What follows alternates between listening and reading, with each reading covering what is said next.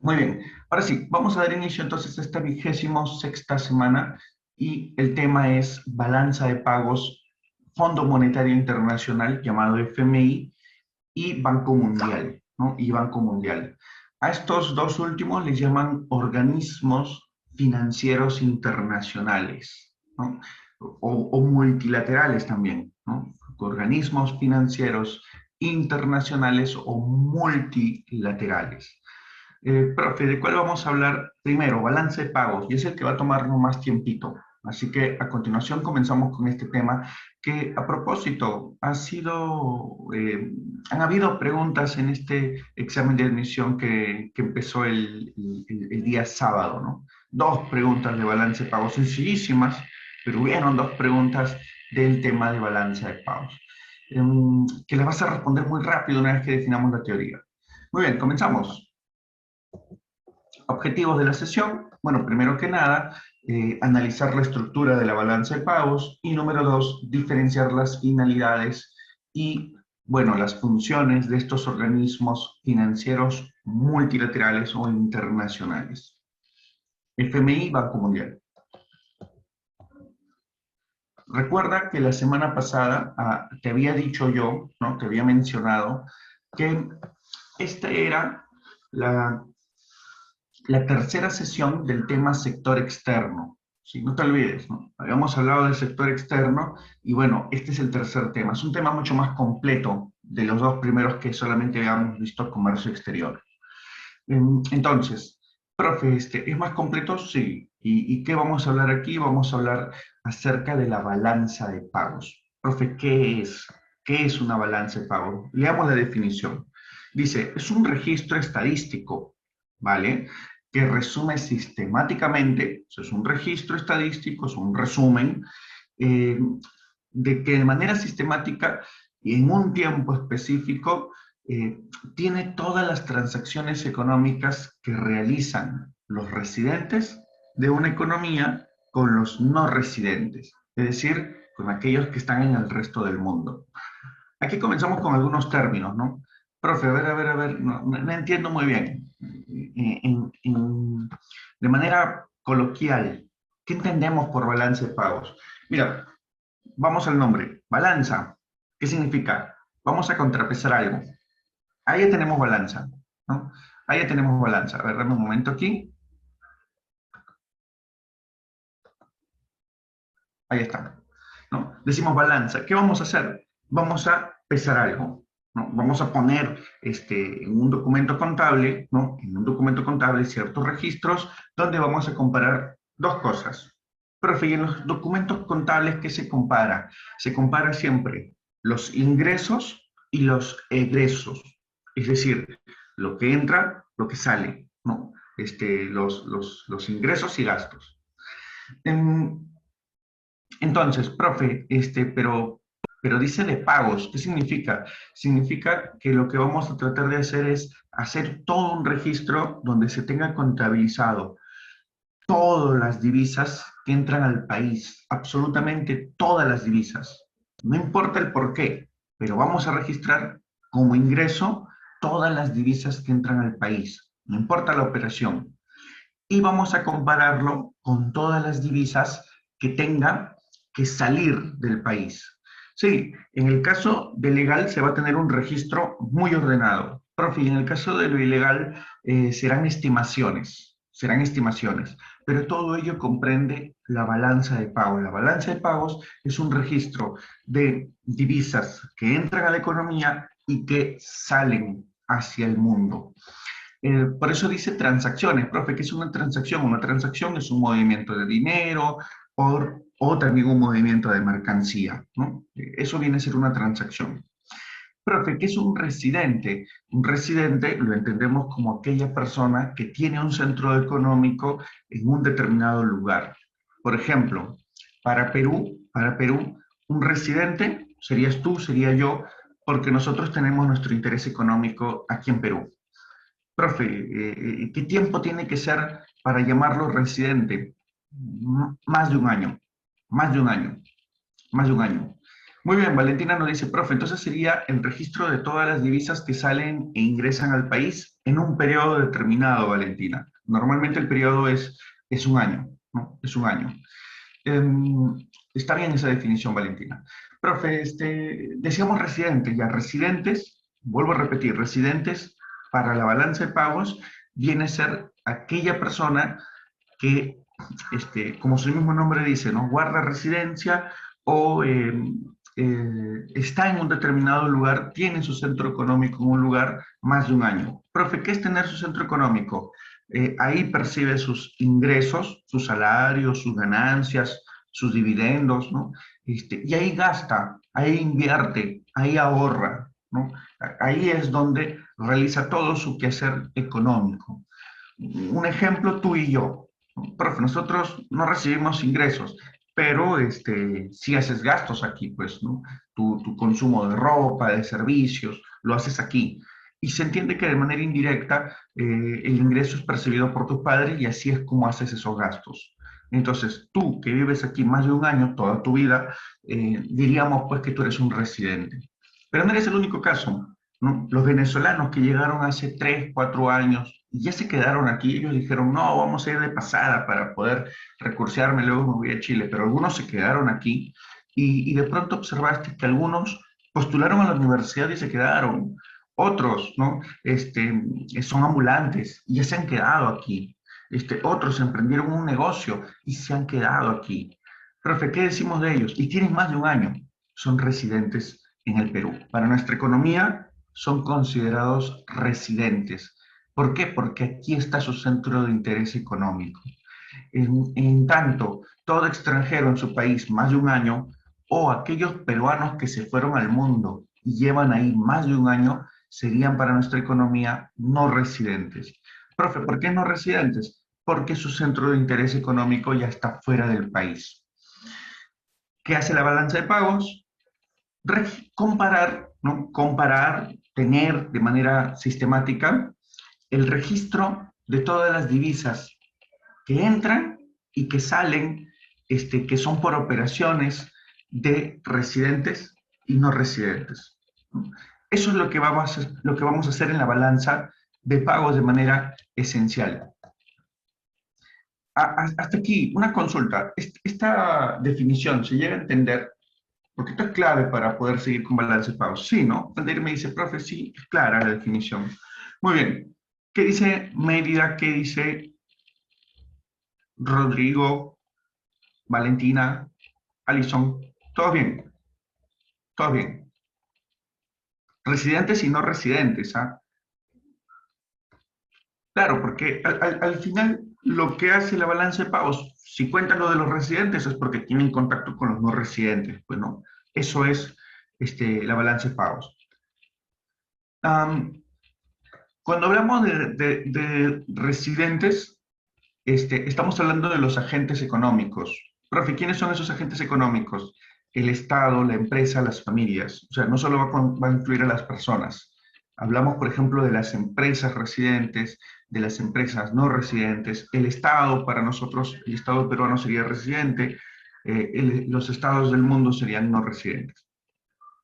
¿Sí? Por ahí un poquito para entender ello. Muy bien. Seguimos entonces. Seguimos.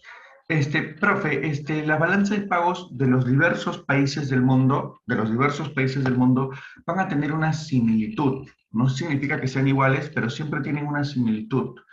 ¿Por qué, profe? Porque siguen un mismo manual. Es decir, en el mundo, el Fondo Monetario Internacional, ¿no? Cuando culmina la Segunda Guerra Mundial, el FMI hace que los países vayan llenando sus registros de divisas, lo que entra y lo que sale en cada economía, a fin de saber si les falta o les sobran divisas, que ellos conozcan cómo les fue comercialmente durante un periodo de tiempo.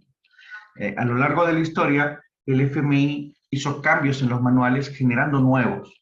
Actualmente, los países del mundo, ya casi más de 20 años, siguen la metodología o diseño proporcionada por el FMI en su quinto manual de la balanza de pagos, ¿no? Profe, ¿qué siguen los países? Siguen la metodología o diseño proporcionada por el FMI en su quinto manual. En su quinto manual. Entonces, es común ver que las balanzas de pago de todo país, ¿no? Por más que no sean iguales, su estructura no son iguales, tienen mucha similitud, ¿no? O sea, tú ves la balanza de pagos de Argentina y después de culminar esta teoría y vas a encontrar casi las mismas cuentas, ¿no? Igual pasa en México, en Estados Unidos, Canadá, etc. Seguimos. La elaboración de la balanza de pagos, una cosa es que sigan la metodología, pero ¿quién se encarga de elaborarla? En el país está a cargo del Banco Central de Reserva del Perú, el cual se contacta con las diversas instituciones que hay a nivel país y que esas instituciones le proporcionen la información para poder llenar esta balanza de pagos, ¿no? Por ejemplo, ¿no? Le pide a SUNAT un favor, ¿no? De la exportación de bienes, tú te encargas, ¿no? Me das tu data, ¿no? Y así sucesivamente con cada entidad, ¿no? Ministerio de Economía y Finanzas, etc. Que cada uno le proporcione la información necesaria para que el BCR pueda elaborar esta balanza de pagos. Entonces, no te olvides, la metodología FMI, la elaboración es del BCR. Continuamos.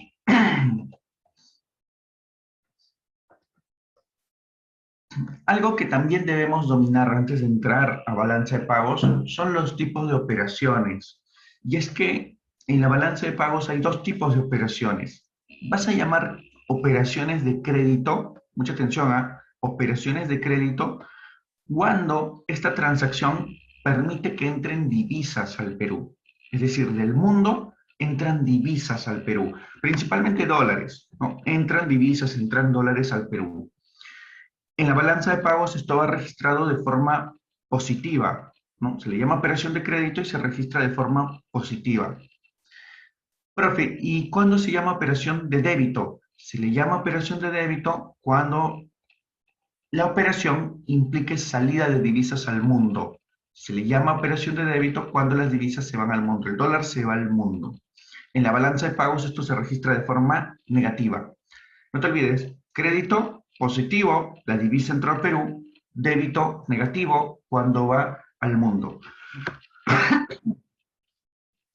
Profe, ¿y qué transacciones podríamos observar en la balanza de pagos? Ahí tenemos unos ejemplos.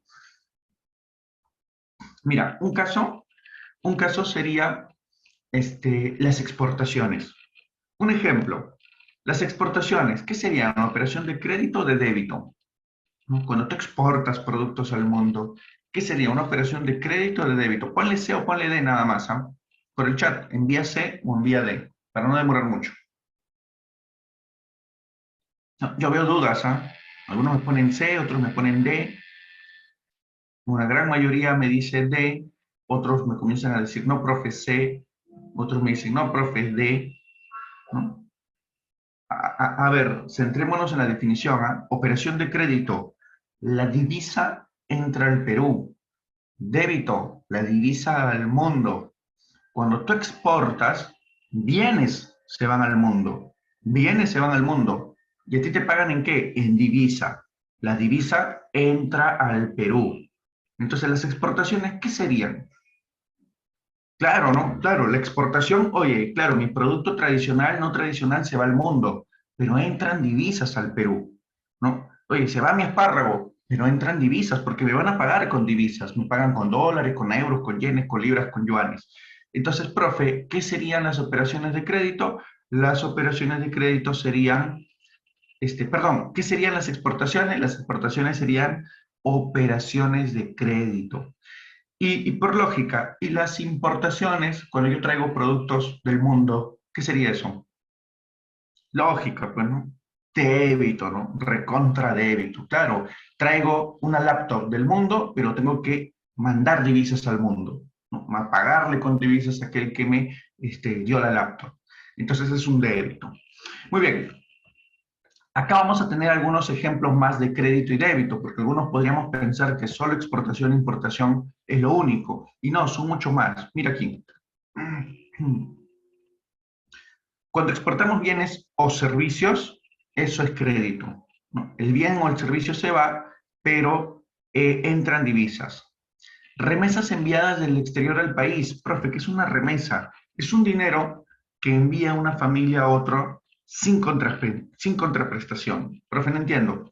Por ejemplo, ¿no? En el pasado, mucho, debido a la crisis que atravesaba Perú, muchas familias se fueron a Estados Unidos, ¿no? Papá o mamá se fueron a Estados Unidos o a Chile, que son los dos países donde hay más comunidades peruanas, y lograban trabajar desde ahí y desde ahí enviaban dinero a los hijos o a la pareja que se había quedado aquí en Perú.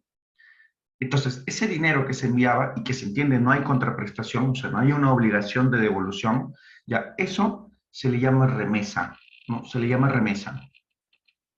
Entonces, las remesas que se envían del exterior al país es un crédito, ¿no? Cuando un peruano que está en Estados Unidos, un peruano que está en Chile, envía dinero hacia el Perú, a su familia que se encuentra en Perú, eso es una operación de crédito.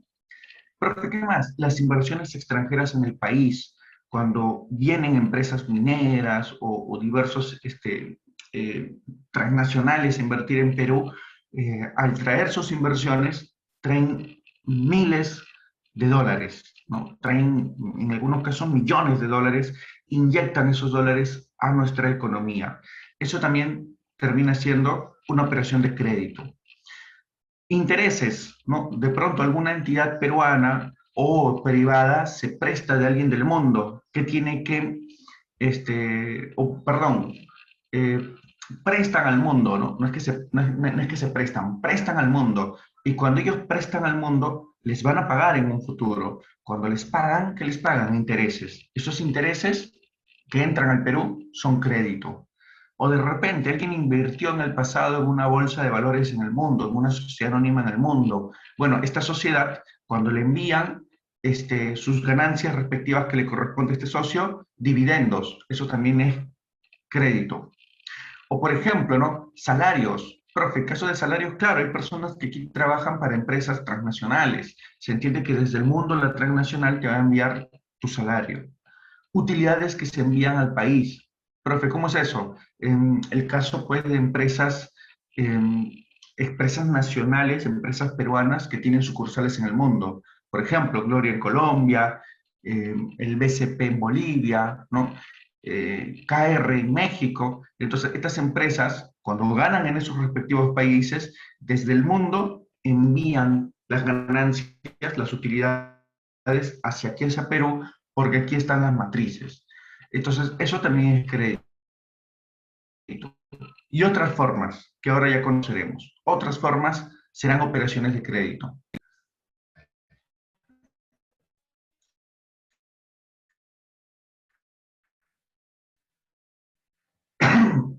Exportaciones, no lo dudes. Las remesas enviadas al exterior desde el país, es decir, desde aquí, desde Perú, envían remesas al mundo, ¿no? Personas que vinieron a trabajar a Perú y que tienen sus familias en otros países, envían esas remesas. Entonces yo te pregunto, ¿cuál será el principal destino, crees tú, de nuestras remesas? ¿No? Que de aquí los residentes que se encuentran aquí envían remesas al mundo, ¿no? Y ya te dije cuál es el principal origen de las remesas, ¿no? El principal origen, pues, es Estados Unidos, el primero, y el segundo es Chile. Desde ahí hay un montón de peruanos que nos envían remesas aquí. Muy bien, Rodrigo. Pero ¿cuál crees tú que sea el principal destino de nuestras remesas, ¿no? Personas que se encuentran aquí en Perú y que de pronto, pues, envían a sus familiares dinero, ¿no? Que está en el mundo. ¿Cuál será ese principal país destino de nuestras remesas? Claro, si nosotros hacemos, claro, ya me lo escriben varios, ¿no? Muy bien, Nefi, muy bien, Rodrigo Guillermo, Rodrigo Robert, es Venezuela, pues, ¿no? Es Venezuela. Hay muchas personas venezolanas que han llegado aquí a nuestro territorio hace 3, 4, 5 años y bueno, pues debido a que sus familias en sus respectivos lugares la pasan un poco mal, ganan en soles, transforman eso en dólares y envían estas divisas a su país de origen, ¿no? De donde ellos eran o son. Entonces, las remesas enviadas al exterior para nosotros es débito, ¿no?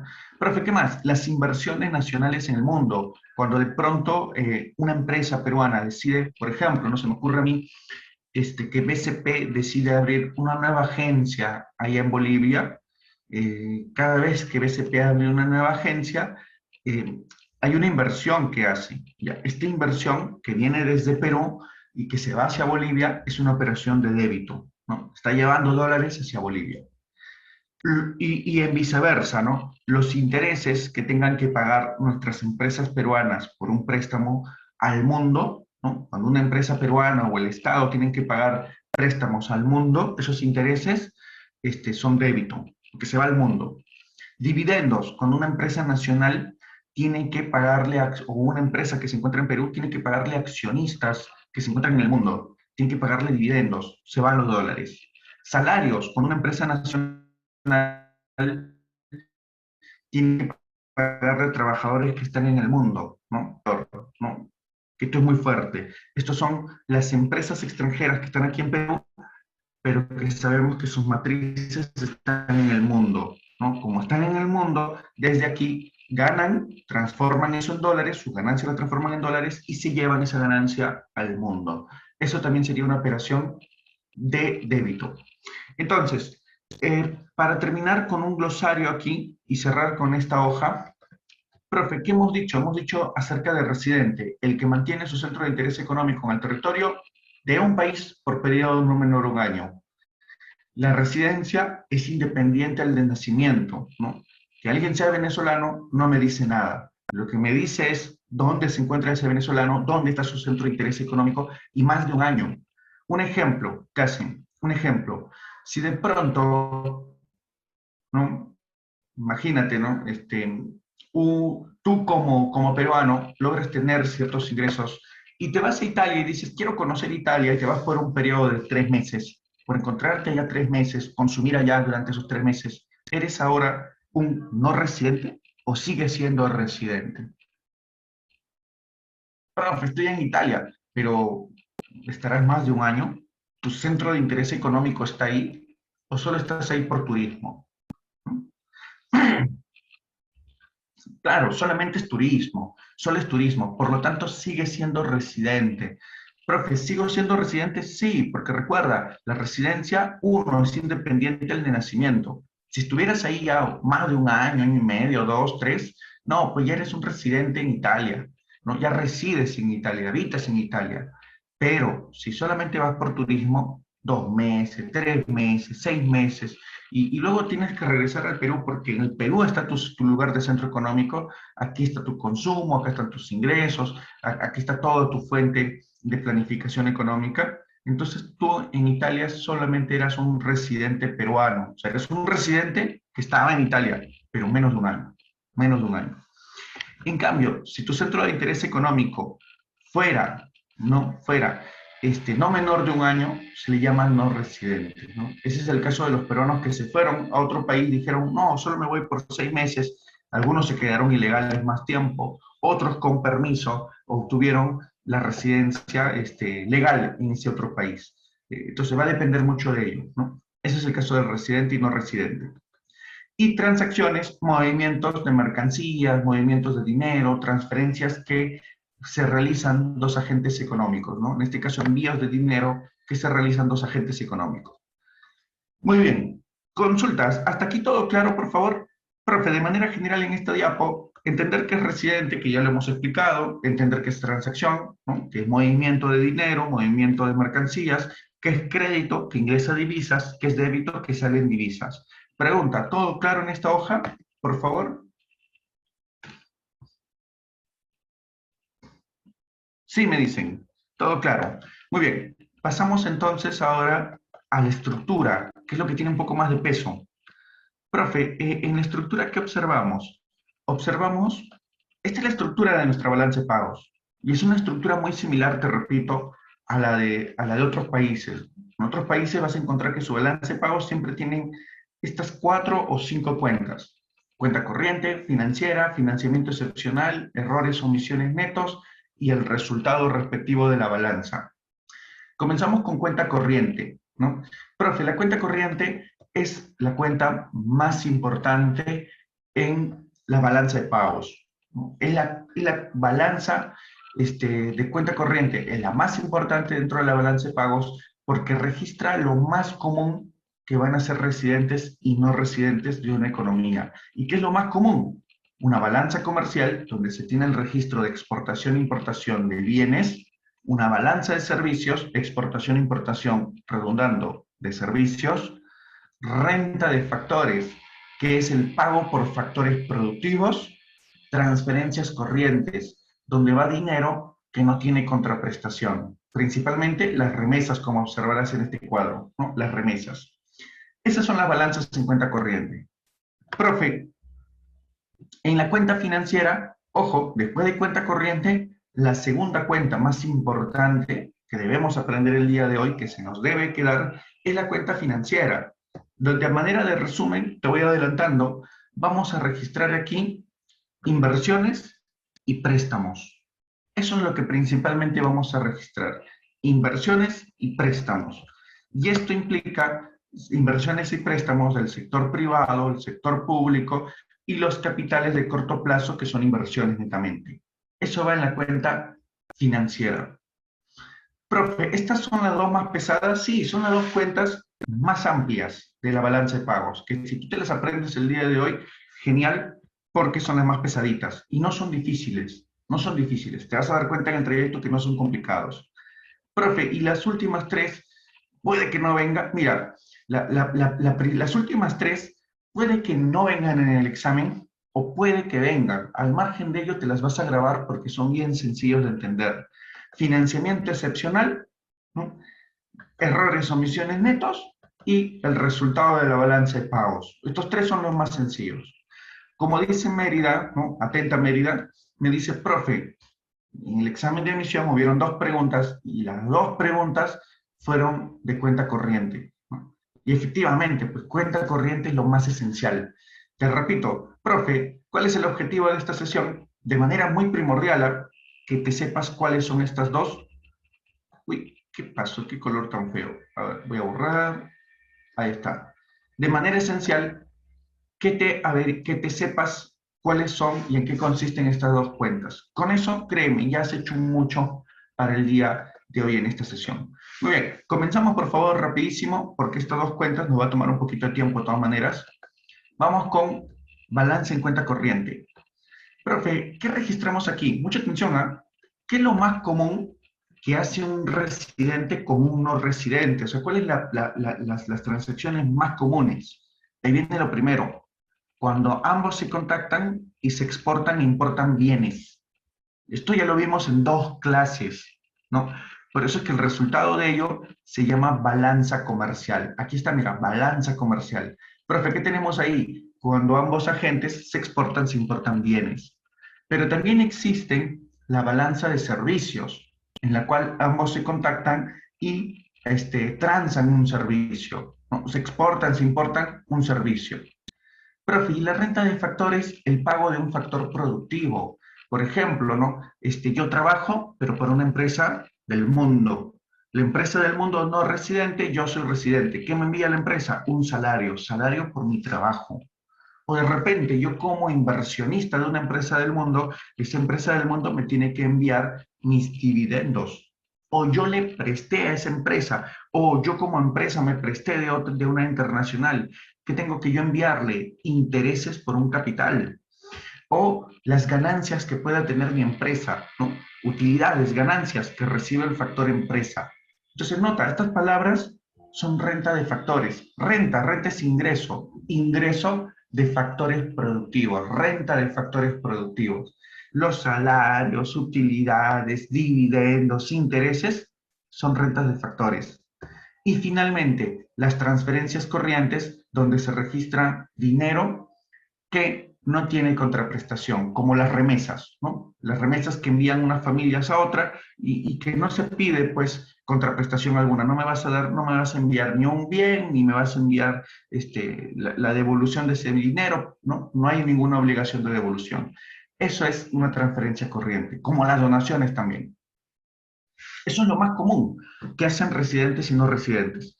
Comenzamos con la balanza comercial. Profe, la balanza comercial ya lo vimos en dos temas, ¿no? Profe, ¿la balanza comercial solo eran bienes? Claro, solo eran bienes, no sé si te acuerdas, pero solamente eran bienes, ¿no? Exportaciones, ¿cómo se dividían las exportaciones? Tradicionales y no tradicionales. Pregunta, a ver si estás atento a tu clase de comercio exterior que han sido 2 semanas. Pregunta, ¿cuál es más? ¿Cuál tiene más impacto dentro de nuestras exportaciones? ¿Tradicionales o no tradicionales? Al ojo. Tradicionales, me dice Brigitte. Muy bien, igual, todos los demás también me dicen tradicionales, ¿no? Muy bien. Consulta, dentro de tradicionales, ¿cuál era el principal rubro que nos permitía ingresos de divisas? ¿Cuál era la principal actividad que nos permitía el ingreso de divisas? Muy bien, Angélica me dice, profe, la minería, ¿no? Dentro de tradicionales, profe, la minería, ¿no? Y el resto también me confirma, ¿no? La minería. Excelente. Muy bien, no te olvides, ¿ah? Porque estos son los tradicionales. En un 60% de todas las exportaciones, minería. Recuerda, el tradicional representa el 70% y de ese 70, casi el 60 es minero. Solamente para recordarlo. Profe, y dentro de importaciones, habla, lúcete, dentro de importaciones, ¿cuál era el rubro que casi representa el 50% de lo que importamos? Insumo, bien de capital y bien de consumo. Brigitte, atenta a las estadísticas, me dice, profe, insumos. Ahí está, ¿no? Insumos, que es casi el 50%, casi el 50% de lo que importamos. Entonces, esto ya lo trabajamos, ya lo hemos hecho.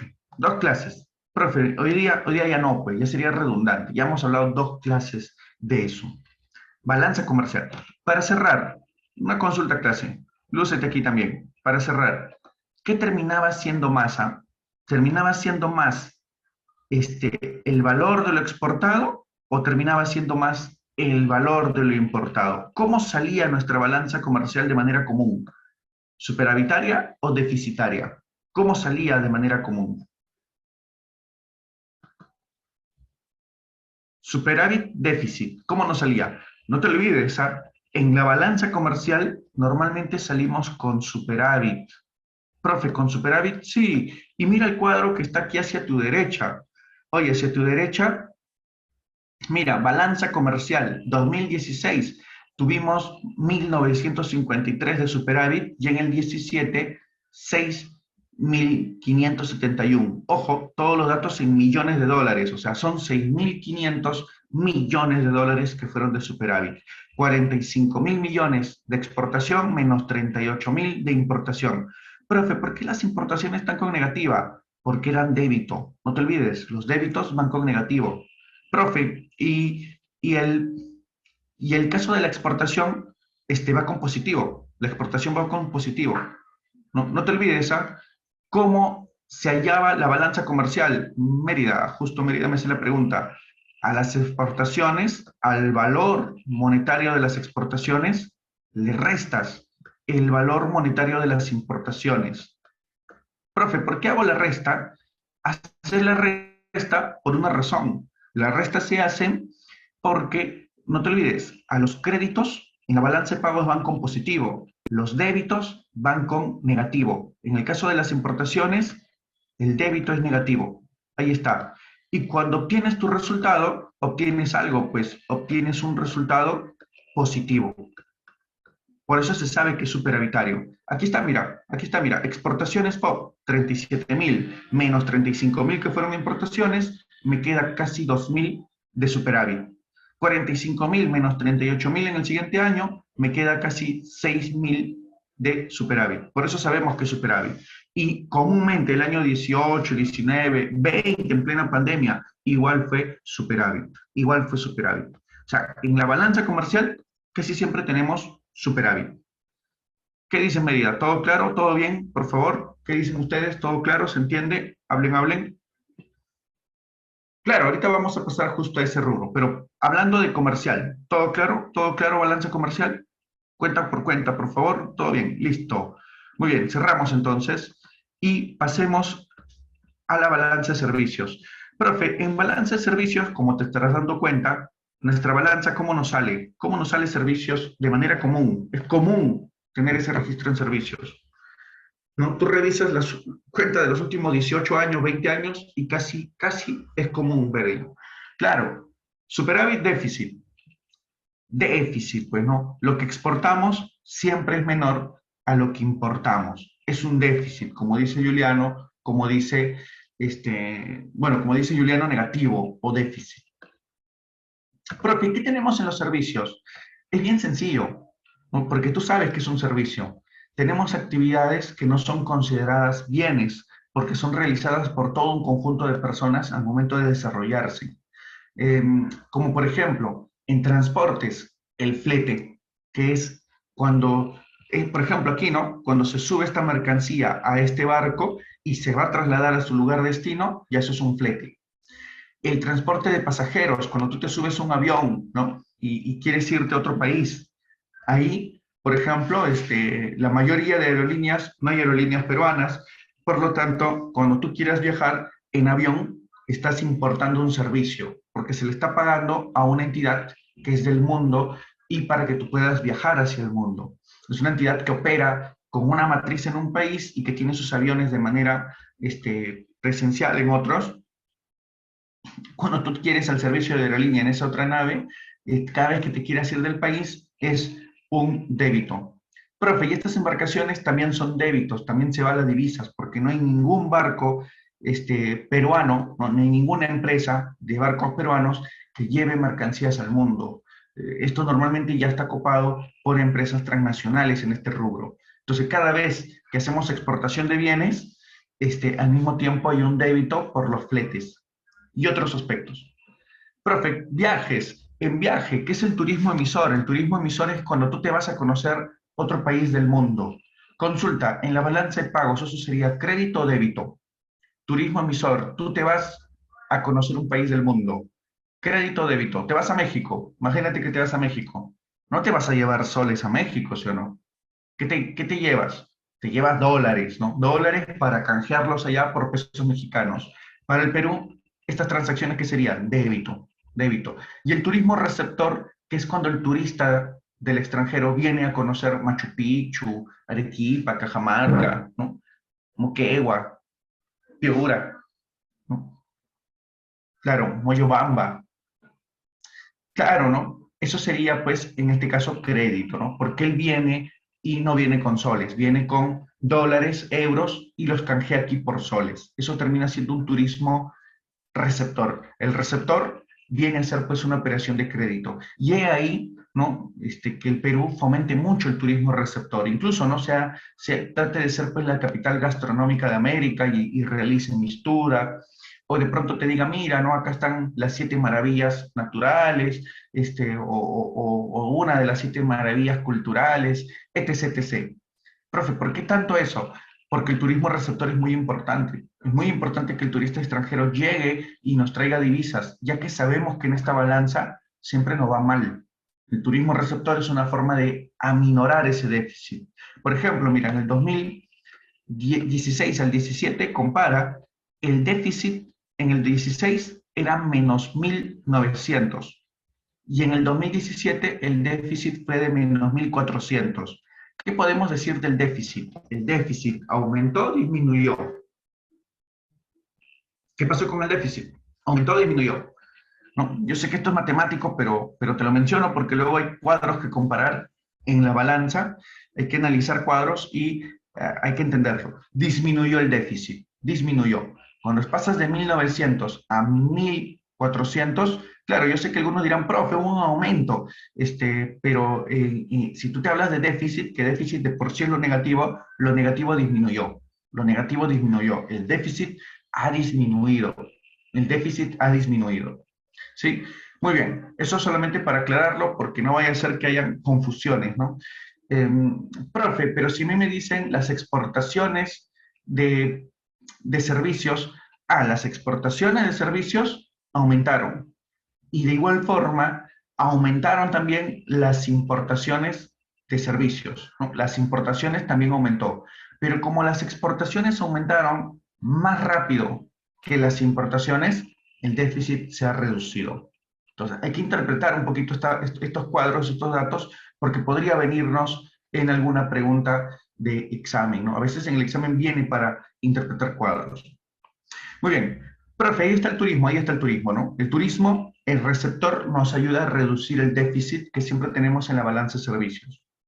Comunicaciones, Profe, ¿qué es eso? Imagínate, ¿no? Tú aquí tienes tu Movistar, Vitel, Entel o Claro y te vas a Italia. Y en Italia te das cuenta que la empresa número uno es TIM o la empresa de la Unión Europea.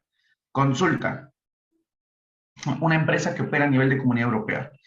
Una consulta, te vas a quedar sin señal. ¿Qué vas a tener que hacer cuando te encuentres en ese país? Arrendar o obtener la señal que hay en ese otro país. Profe, ¿qué es eso? Débito, ¿no? Muy bien, Brigitte se me adelanta siempre, pero está muy bien, Brigitte, porque está atenta a lo que yo voy a preguntar. Y es débito, pues, ¿no? No sé, creo que es predecible, ¿no? Y al final Brigitte de frente me pone débito, crédito, ¿no? Excelente, Brigitte, excelente. Y al revés, y si un turista extranjero viniera acá, ¿no? Viniera aquí a tener un operador en este país y tiene que pagar acá, ¿no? Y si le voy a dar tiempo, pero le va a dar crédito, ¿no? Crédito. Excelente, está bien, no, está bien, está bien, está bien. A mí me gusta porque de esa manera siento que estamos en contacto, ¿no? Eh, hay aulas en las que los alumnos no me participan, a mí me desespera cuando no me participan, ¿no? Tengo que ver otros mecanismos, ¿no? Otras formas. Pero este salón es bien interesante porque aquí no, aquí es participación con fluidez, ¿no? Incluso tengo que hablar más rápido todavía, si no me ganan, ¿no? Excelente, excelente, es por ese lado. Muy bien, seguimos. Seguros y reaseguros. Profe, ¿qué es eso? Seguros, por ejemplo, como los que se tienen que pagar aquí, ¿no? Hay que pagar seguro a estas transnacionales por los productos que se llevan al mundo. No, no vaya a ser que el barco se hunda. Pregunta, ese seguro que se pagaría aquí, ¿qué sería? ¿Crédito o débito? El seguro que yo pago a esta transnacional por esta operación en la cual se va el producto al mundo.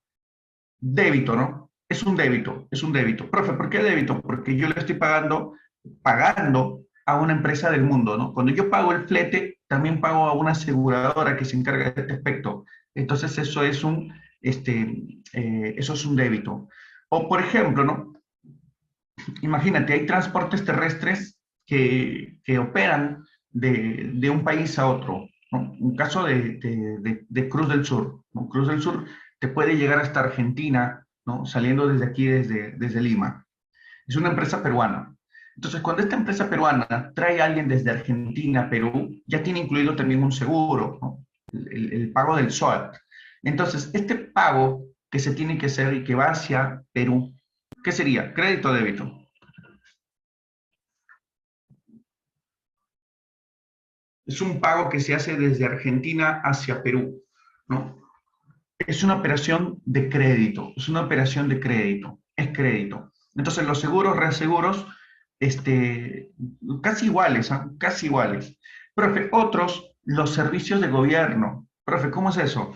Un ejemplo, ¿no? También servicios de gobierno, a veces servicios de embajada, ¿no? Un ejemplo, te puedo poner estos casos.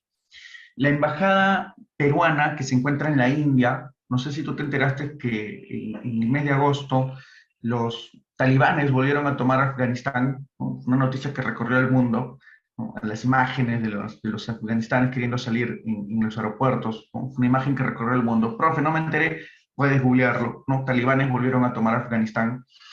Eh, y la embajada de Perú en la India confirmó que se ayudó a los tres únicos peruanos que se encontraban en Afganistán. Y por lo tanto, esta embajada, ¿no? Con recursos desde el Perú, tuvo que hacer los pagos respectivos para trasladar a estos tres peruanos y repatriarlos. Pregunta, ¿qué fue eso? Es un gasto de gobierno, pero es una operación de crédito o de débito. Cuando desde aquí, desde el Perú, se envía ese dinero hacia la embajada para que la embajada haga el gasto respectivo, eso es débito.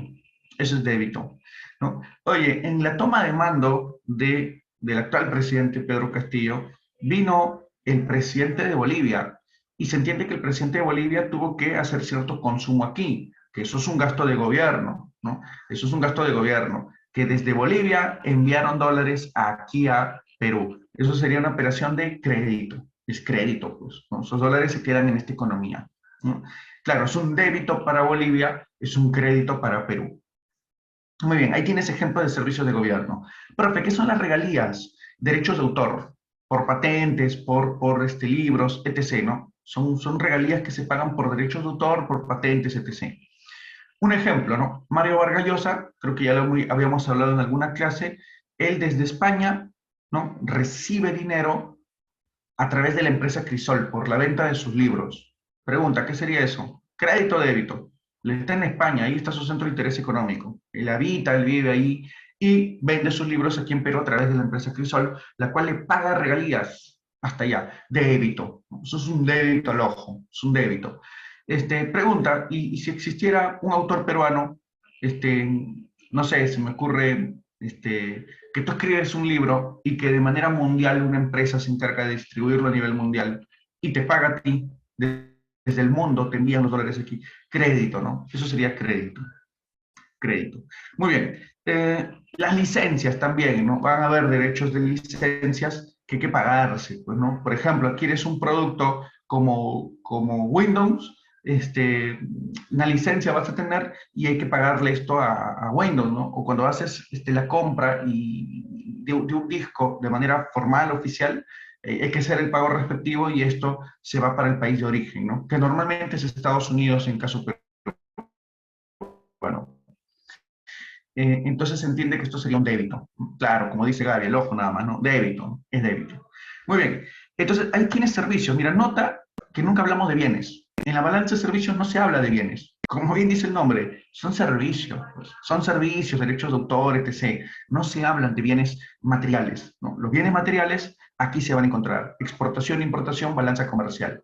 Profe, y aquí sale negativo principalmente por los fletes y seguros que hay que pagar en el comercio exterior, que no tenemos, sale negativo.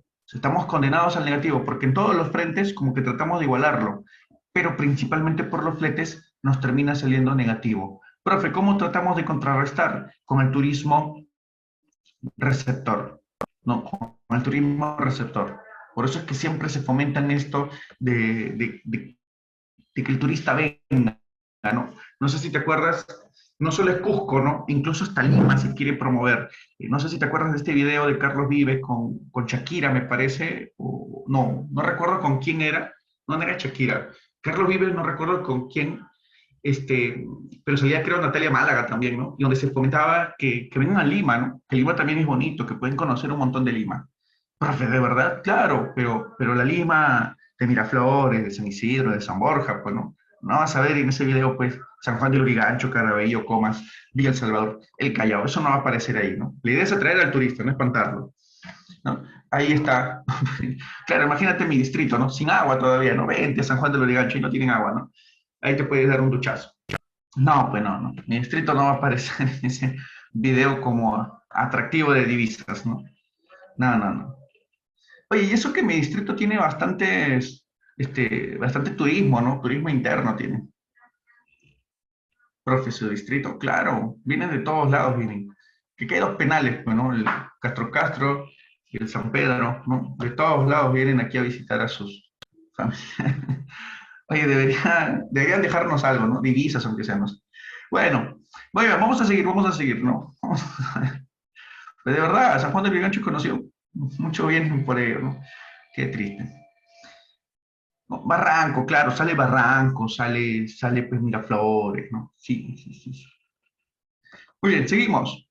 Renta de factores. Ya esto ya lo expliqué ya, ¿no? El caso de la renta de factores es cuando se envía salarios de un lugar a otro. Intereses, dividendos, utilidades también, ¿no? Esto ya lo explicamos ya. Son por el pago de factores productivos. Salarios, en el caso de trabajo, intereses, caso de capital, dividendo, que en el comercio exterior le llaman capital igual, pero tú sabes que esto es lo que recibe un accionista, y utilidades, la ganancia de la empresa, ¿no? Todo esto vienen a ser renta de factores. Profe, ¿cómo sale aquí? Aquí sale, en salarios nos sale bien, aunque es poquito, pero nos sale bien. En intereses ya salimos mal. En dividendos puede que salgamos igual. En utilidades salimos fatal. Profe, ¿por qué en utilidades salimos fatal? Tienes que sacar tu lógica. Tienes que sumar, ¿no? Mira, de manera positiva vas a registrar lo siguiente. Vas a registrar todas las ganancias que envían las empresas nacionales en el mundo, ¿no? Por ejemplo, lo que envía KR desde México aquí al Perú, porque aquí está la empresa nacional KR, que es una transnacional en el mundo. ¿no? O lo que envía, por ejemplo, las sucursales de Gloria en el mundo a la empresa nacional aquí de Gloria. O BCP, que envía aquí también, ¿no? Que BCP tiene presencia en Colombia, tiene presencia en Bolivia y que envían aquí a Perú. Ya, eso lo registras de manera positiva. ¿Y qué le quitas? Le quitas todo lo que las empresas extranjeras desde Perú envían a sus matrices en el mundo, ¿no? Y yo quiero que hagas esta comparativa. ¿Cuál de los dos crees tú va a ser mayor? ¿Será mayor nuestras empresas nacionales en el mundo o las empresas extranjeras en el Perú? ¿Cuál será mayor? Pues, ¿no? Para que tú compares utilidades, porque acá se van a enviar ganancias. ¿Cuál será mayor? ¿Será mayor nuestras empresas nacionales en el mundo o las empresas extranjeras en el Perú? O sea, ¿cuál será mayor? Al ojo, ¿no? Ojo cerrado, ¿no? Piensas en operador móvil, las cuatro son extranjeras. Piensas en empresas mineras, suizas y chinas, ¿no? Piensas en gaseosa, y claro, ¿no? Las gaseosas son extranjeras, piensas en ropa, marcas extranjeras, ¿no? Y solamente en zapatillas, Nike, Adidas, en gasolinería, Repsol es brasilera, en detergentes hay marcas argentinas, etc, etc. O sea, terminas dándote cuenta que esto contundentemente termina siendo mayor. Profe, ¿y eso qué significa? Significa que este rubro nos va a salir pues muy negativo, recontra negativo. Esto ya orienta prácticamente la balanza de pagos. Mira, ¿qué podemos decir de renta de factores del 16 al 17? ¿Qué pasó con ese déficit? El déficit disminuyó o aumentó. ¿Qué pasó con nuestro déficit en renta de factores? ¿No? La economía fue buena, pero ¿qué pasó en nuestro déficit en renta de factores?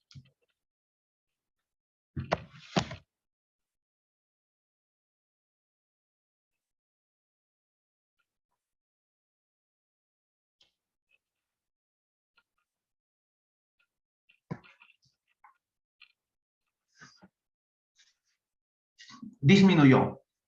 Disminuyó, me dicen, no, ¿cómo que disminuyó? Mira, si pasamos de menos 9.000 en el 16 a menos 11.000 millones en el 17, aumentó, ¿no? Aumentó, claro, aumentó, ¿no? Aumentó el déficit en renta de factores. En renta de factores aumentó el déficit, ¿sí? ¿Estamos bien hasta ahí?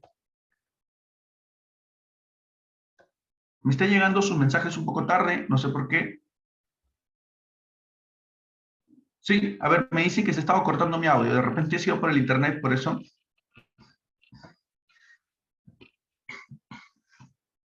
Pregunta, ¿todo bien? ¿Todo bien? ¿Sí? ¿Me escuchan? 1, 2, 3, 1, 2, 3, 4, 5, 6. ¿Todo bien? Listo, muy bien. Ahora sí. Entonces, en renta de factores, ¿qué pasó con el déficit? El déficit aumentó, ¿no? Renta de factores nos va mal en renta de factores. Muy bien, para culminar, profe, ¿cuál? Transferencias corrientes. En las transferencias corrientes que van remesas y donaciones, ¿no? Ya sabemos que remesa, donación, bueno, pues cuando alguien envía dinero simplemente por caridad hacia a otro país, ¿no? A otro rubro, ¿no? De repente tú quieres donar para las víctimas de la Franja de Gaza, una transferencia corriente hacia el mundo. O de repente alguien del mundo quiere enviar una donación para los niños pobres del Perú. Esa es una transferencia corriente. Profe, ¿qué tenemos en global? Tenemos que balanza comercial nos va bien y transferencias corrientes también. Servicios, servicios y balanza comercial casi se equiparan, ¿no? Casi se equiparan. Como que ahí estos dos, anúlalos y casi queda cero. Profe, pero transferencias corrientes no vas a compararlo con renta de factores. Renta de factores, su déficit hace que toda la balanza en cuenta corriente, ¿cómo nos salga? Negativo. ¿Qué significa? Que Perú, comercialmente hablando, es malo, pues, no es bueno. ¿No? Los países del tercer mundo, normalmente aquí su balance en cuenta corriente es muy común que tengan negativo. Profe, ¿por qué vamos a tener negativo? Tenemos negativo porque es muy común entender que comercialmente somos malos, ¿no? Somos malos. No competimos igual en inversiones, no competimos igual en capitales, y eso hace que seamos malos, ¿no? Comercial, solo en la balanza de bienes puede que seamos buenos, competitivos, pero si analizamos renta de factores, nos dice que en general, en el mundo del sector externo, somos malos, pues. Por eso nos sale negativo y eso es un poco que yo te decía que esta balanza es completa, es muy completa para entender cómo nos va comercialmente. La balanza comercial solo era un rubro, ¿no? Es un rubro amplio, han sido 4 horas de sesiones, pero es un rubro. Está el servicio, renta de factores, transferencias corrientes y nos dice que somos malos comercialmente. Profe, usted dijo que esto vino en examen de admisión. Sí, revisa las preguntas, te animo a que las revises. Si has observado un alumno que estuvo muy atento a sus clases, sí, disminuyó, al menos disminuye. Es lo que podemos lograr. Nuestro país a veces logra que esto disminuya, ojo, y hay veces que logra que esto sea superávit. ¿Ah? Profe, de verdad, sí, hay veces que logramos que esto sea superávit. No es normal. Lo común es que sea negativo. Eso es lo común en nuestra balanza de pago. Lo común es que sea negativo. Hay veces que logramos que sea superávit, pero lo más común es que vamos a tener negativo. O sea, si tú sumas varios años de 20, 2, 3, 4 serán pues superávit. Las otras 4/5 partes serán negativos, ¿no? A veces mucho, eso ya es muy malo, a veces menos, ¿no? A veces menos. Como por ejemplo aquí, ¿no? El 2017 estoy seguro que Perú estuvo bien porque habrá dicho, no, oye, el déficit al menos fue menos, ¿no? Al menos fue menos. Muy bien. Ahora, en examen de admisión vinieron dos preguntas. Una bien sencilla. Vino un cuadro, mira, un cuadro bien sencillo porque solo decía, ¿no? Balanza comercial te puso un dato, balanza de servicio te puso otro, renta de factores te puso uno más y transferencia corriente te puso otro más. Y la única pregunta, lo único que te decía era, ¿a qué parte de la balanza de pagos pertenece? Cuenta corriente, cuenta financiera, ¿no? Errores o omisiones, etc. Y la respuesta era bien obvia. Mira, la pregunta ha sido muy sencilla. Primera vez que se pregunta balance de pagos y la pregunta era al ojo. Profe, ¿cuál es la clave? Cuenta corriente. Todas estas cuentas son las de cuenta corriente. Estas subcuentas pertenecen a cuenta corriente.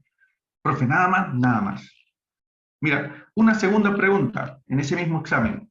Decía, ¿no? El caso de la Padula, que la Padula, ¿no? Viene a jugar por la selección peruana aquí y bueno, pues producto de venir a jugar aquí le dan sus viáticos, ¿no? Viáticos que se les envía al lugar de donde él es destino, que es en Italia, porque él está en Italia. Por más que sea un peruano nacionalizado, su lugar de residencia es Italia. Ahí está su centro de interés económico. Pregunta, estos viáticos que se le envían a él, ya que es débito, pero teniendo en cuenta que es como el pago al jugador, porque no es un pago en realidad, pero lo asumieron así en el examen, que es como un pago al jugador, ¿en qué rubro de la cuenta corriente lo ubicábamos? Balanza comercial, servicios, renta de factores, transferencia corriente. ¿Dónde lo ubicamos si es un salario que se le paga? Claro, ¿no? Renta de factores. Y te das cuenta, no estuvo complicado esas dos preguntas del examen. Ahí eran dos puntas de 100, ¿no? 2 puntos de 100, o bueno, dos preguntas, ¿no? Que uno iba a tener bajo la manga. Solo tenía que, 40 puntos, gracias Mérida, me estaba olvidando el puntaje, ¿no? 40 puntos bajo la manga que uno iba a tener en el examen, ¿no? Profe, no vi balanza de pago. Ahí sí había problema, ¿no? No me acordé cómo era la balanza de pago. Ahí sí había problemas. Entonces, ¿no? La sesión fue después, ¿no? Justo el tema estaba programado después, pero aquellos jóvenes que participaron conociendo esta estructura tenían ahí 40 puntos al ojo. No fue tan tranca las preguntas de balance y pago. Las revisas y te vas a dar cuenta que las puedes responder y se pueden entender con mucha facilidad. Muy bien, vamos a la segunda parte, que es también complejo. Es más sencillito, pero es complejo. O sea, es sencillo y dentro de toda la estructura es la segunda cuenta más compleja, que es la cuenta financiera. Pero para entenderla, por favor, mucha atención aquí. A ver, esta era la parte que yo quería explicar, ¿no? Siempre lo hago de esta manera y quiero que lo comprendas bien. Mira, imagínate que Perú y China, ¿no? Son los únicos países en el mundo que existen, ¿no? Porque para entender siempre, Adam Smith lo reducía a dos países, yo no voy a hacer la excepción. Imagínate que Perú y China son los dos únicos países que interactúan en el mundo, ¿ya? Lógico que Perú representa pues un grupo de países y China al otro, ¿ya? Pero imagínate que los dos son los únicos. Y que en un inicio, ¿no? En un inicio, Perú tiene tiene por acá 100.000 millones de dólares, ¿no? Y China también, o sea, ambos comienzan con lo mismo, ambos comienzan con 100.000 millones de dólares. Profe, ¿y luego qué pasa con estos países? Tienen actividades comerciales, se exportan bienes y servicios, de pronto se envían transferencias, se hacen pago de renta de factores, ¿no? Etc, etc. Se hacen diversos envíos. Hay una interacción entre peruanos y chinos. Al final del cálculo se observa que Perú ahora tiene, ¿no? Perú ahora solamente tiene 30.000 millones de divisas, esto es lo que le queda, mientras que China acumuló 170.000 millones en dólares, ¿no? En divisas. Y yo voy a sacar aquí lo siguiente. Profe, ¿qué vamos a sacar? Vamos a sacar la cuenta corriente. Por aquí, cuenta corriente. ¿Qué podemos decir de la cuenta corriente? Habla clase, ¿cómo le fue a Perú? ¿Superávit o déficit? Si teníamos 100.000 millones y ahora tenemos solo 30.000, ¿cómo nos fue? ¿Con superávit o déficit? Nos fue con un déficit. Un déficit que incluso lo podemos calcular, ¿no? Un déficit de menos 70.000 millones. 70.000 millones se nos han ido, ¿no? Se nos han ido. Profe, ¿a dónde? Por lógica, pues, si ya no tenemos estos 70.000 aquí, es porque los acumuló alguien. ¿Quién los acumuló? Los acumuló China. China tiene un 70.000 millones en superávit. En superávit. Esta es tu cuenta corriente. Profe, ¿por qué es importante distinguir ello?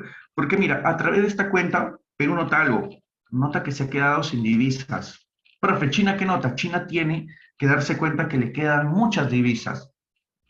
Profe, ¿qué puede hacer China?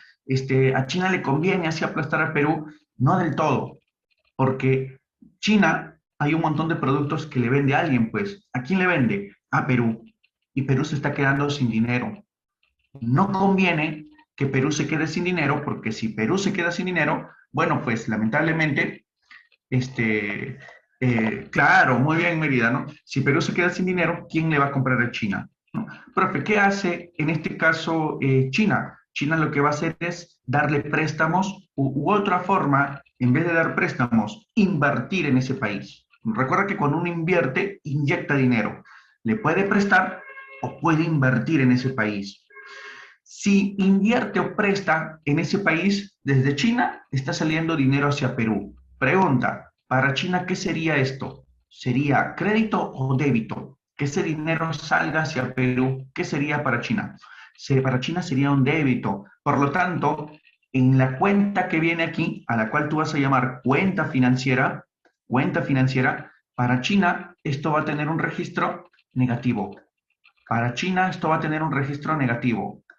Profe, ¿por qué? Porque este dinero se está yendo al mundo como inversión o como préstamo. Profe, y para Perú que esto ingresa como inversión o como préstamos, el préstamo va a ser un crédito, pues para Perú esto debería salir positivo. Es decir, muchachos, en nuestro país, debido a que comercialmente somos malos, nuestras cuentas corrientes habitualmente salen negativas, comercialmente somos malos. Profe, ¿qué significa que seamos malos? Que muchas divisas se nos van, y eso es peligroso, es muy peligroso que las divisas se nos vayan al mundo. Profe, ante esta situación, ¿qué hacemos? Tratamos de equilibrar nuestra balanza de pagos. ¿Cómo la equilibramos? Trayendo inversiones, prestándonos del mundo, ¿no? Y esto se registra en la cuenta financiera. Profe, ¿y si la clase no fuera en un país del tercer mundo, no fuera en un país del hemisferio sur, si esta clase fuera en un país del hemisferio norte, Canadá, Estados Unidos, Corea del Sur, China, ¿no? Un país de la Unión Europea, la clase sería así, muchachos. Muchachos, comercialmente somos muy buenos, nos están quedando muchas divisas. ¿Qué debemos hacer? Piensen grande. Como nos quedan muchas divisas, vamos a invertir, vamos a hacerle préstamos a los países tercermundistas para ayudar a que se desarrollen, ¿no? Entonces vamos a hacerle un préstamo. Por eso nuestra cuenta financiera nos sale negativo. ¿Por qué nos sale negativo? Porque estamos invirtiendo en esos países tercermundistas. De pasada que les damos una ayuda, invertimos ahí y hacemos préstamos, ¿no?, a estos países. Profe, pero no somos país tercermundista, de primer mundo, ¿no? No somos país de hemisferio norte. Como país tercermundista tenemos que decir que no, comercialmente somos malos y que necesitamos de estos préstamos, de estas inversiones. Es por ello que mira aquí, tu balance en cuenta financiera, ya lo estás observando, no sale positivo, pues. ¿No? Nuestra balance en cuenta financiera no sale positivo. Aquí hay un registro de las inversiones y de los préstamos que llegan al Perú, que llegan al Perú. También se van, profe, sí, también se van. Los peruanos también invertimos en el mundo, también hacemos préstamos en el mundo, pero entender que esto es menos comparado con lo que llega. Lo que llega de inversiones y de préstamos siempre es mucho más que lo que se va por inversiones o préstamos. Consulta, ¿se entiende entonces la importancia de la cuenta financiera? ¿Se va entendiendo? ¿No? Es una cuenta muy importante porque permite cubrir esos vacíos que nos deja la cuenta corriente, ¿no? A través de inversiones, préstamos. Consulta, ¿qué dicen? ¿Se entiende, por favor? Hablen, hablen o confirmen a través del chat con sus likes. Confirmen, si no con los likes, por favor, pero confirmen ya. Sí, me dicen, todo entendido, muy bien. Borro entonces y pasamos a describir esto, que esto ya es mucho más sencillo. Profe, ¿qué vamos a tener? Vamos a tener las del sector privado. En el sector privado, principalmente se suele registrar lo que es inversiones. En el sector privado, solamente inversiones.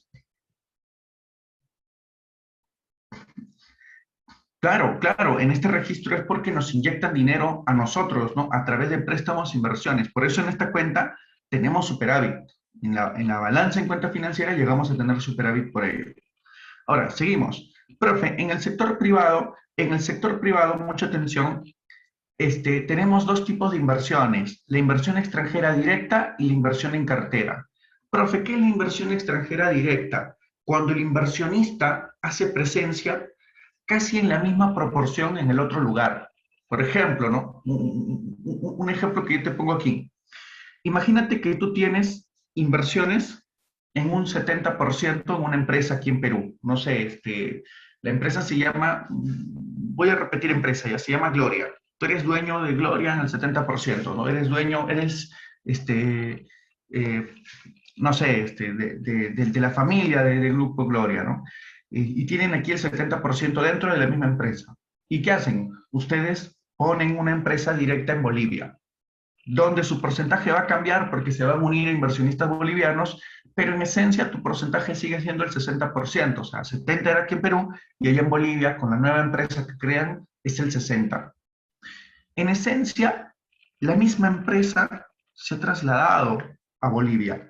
Por eso se le llama inversión extranjera directa y siempre se le va a considerar como directa cuando esto represente más del 10%, cuando la inversión o la adquisición de la empresa represente más del 10%.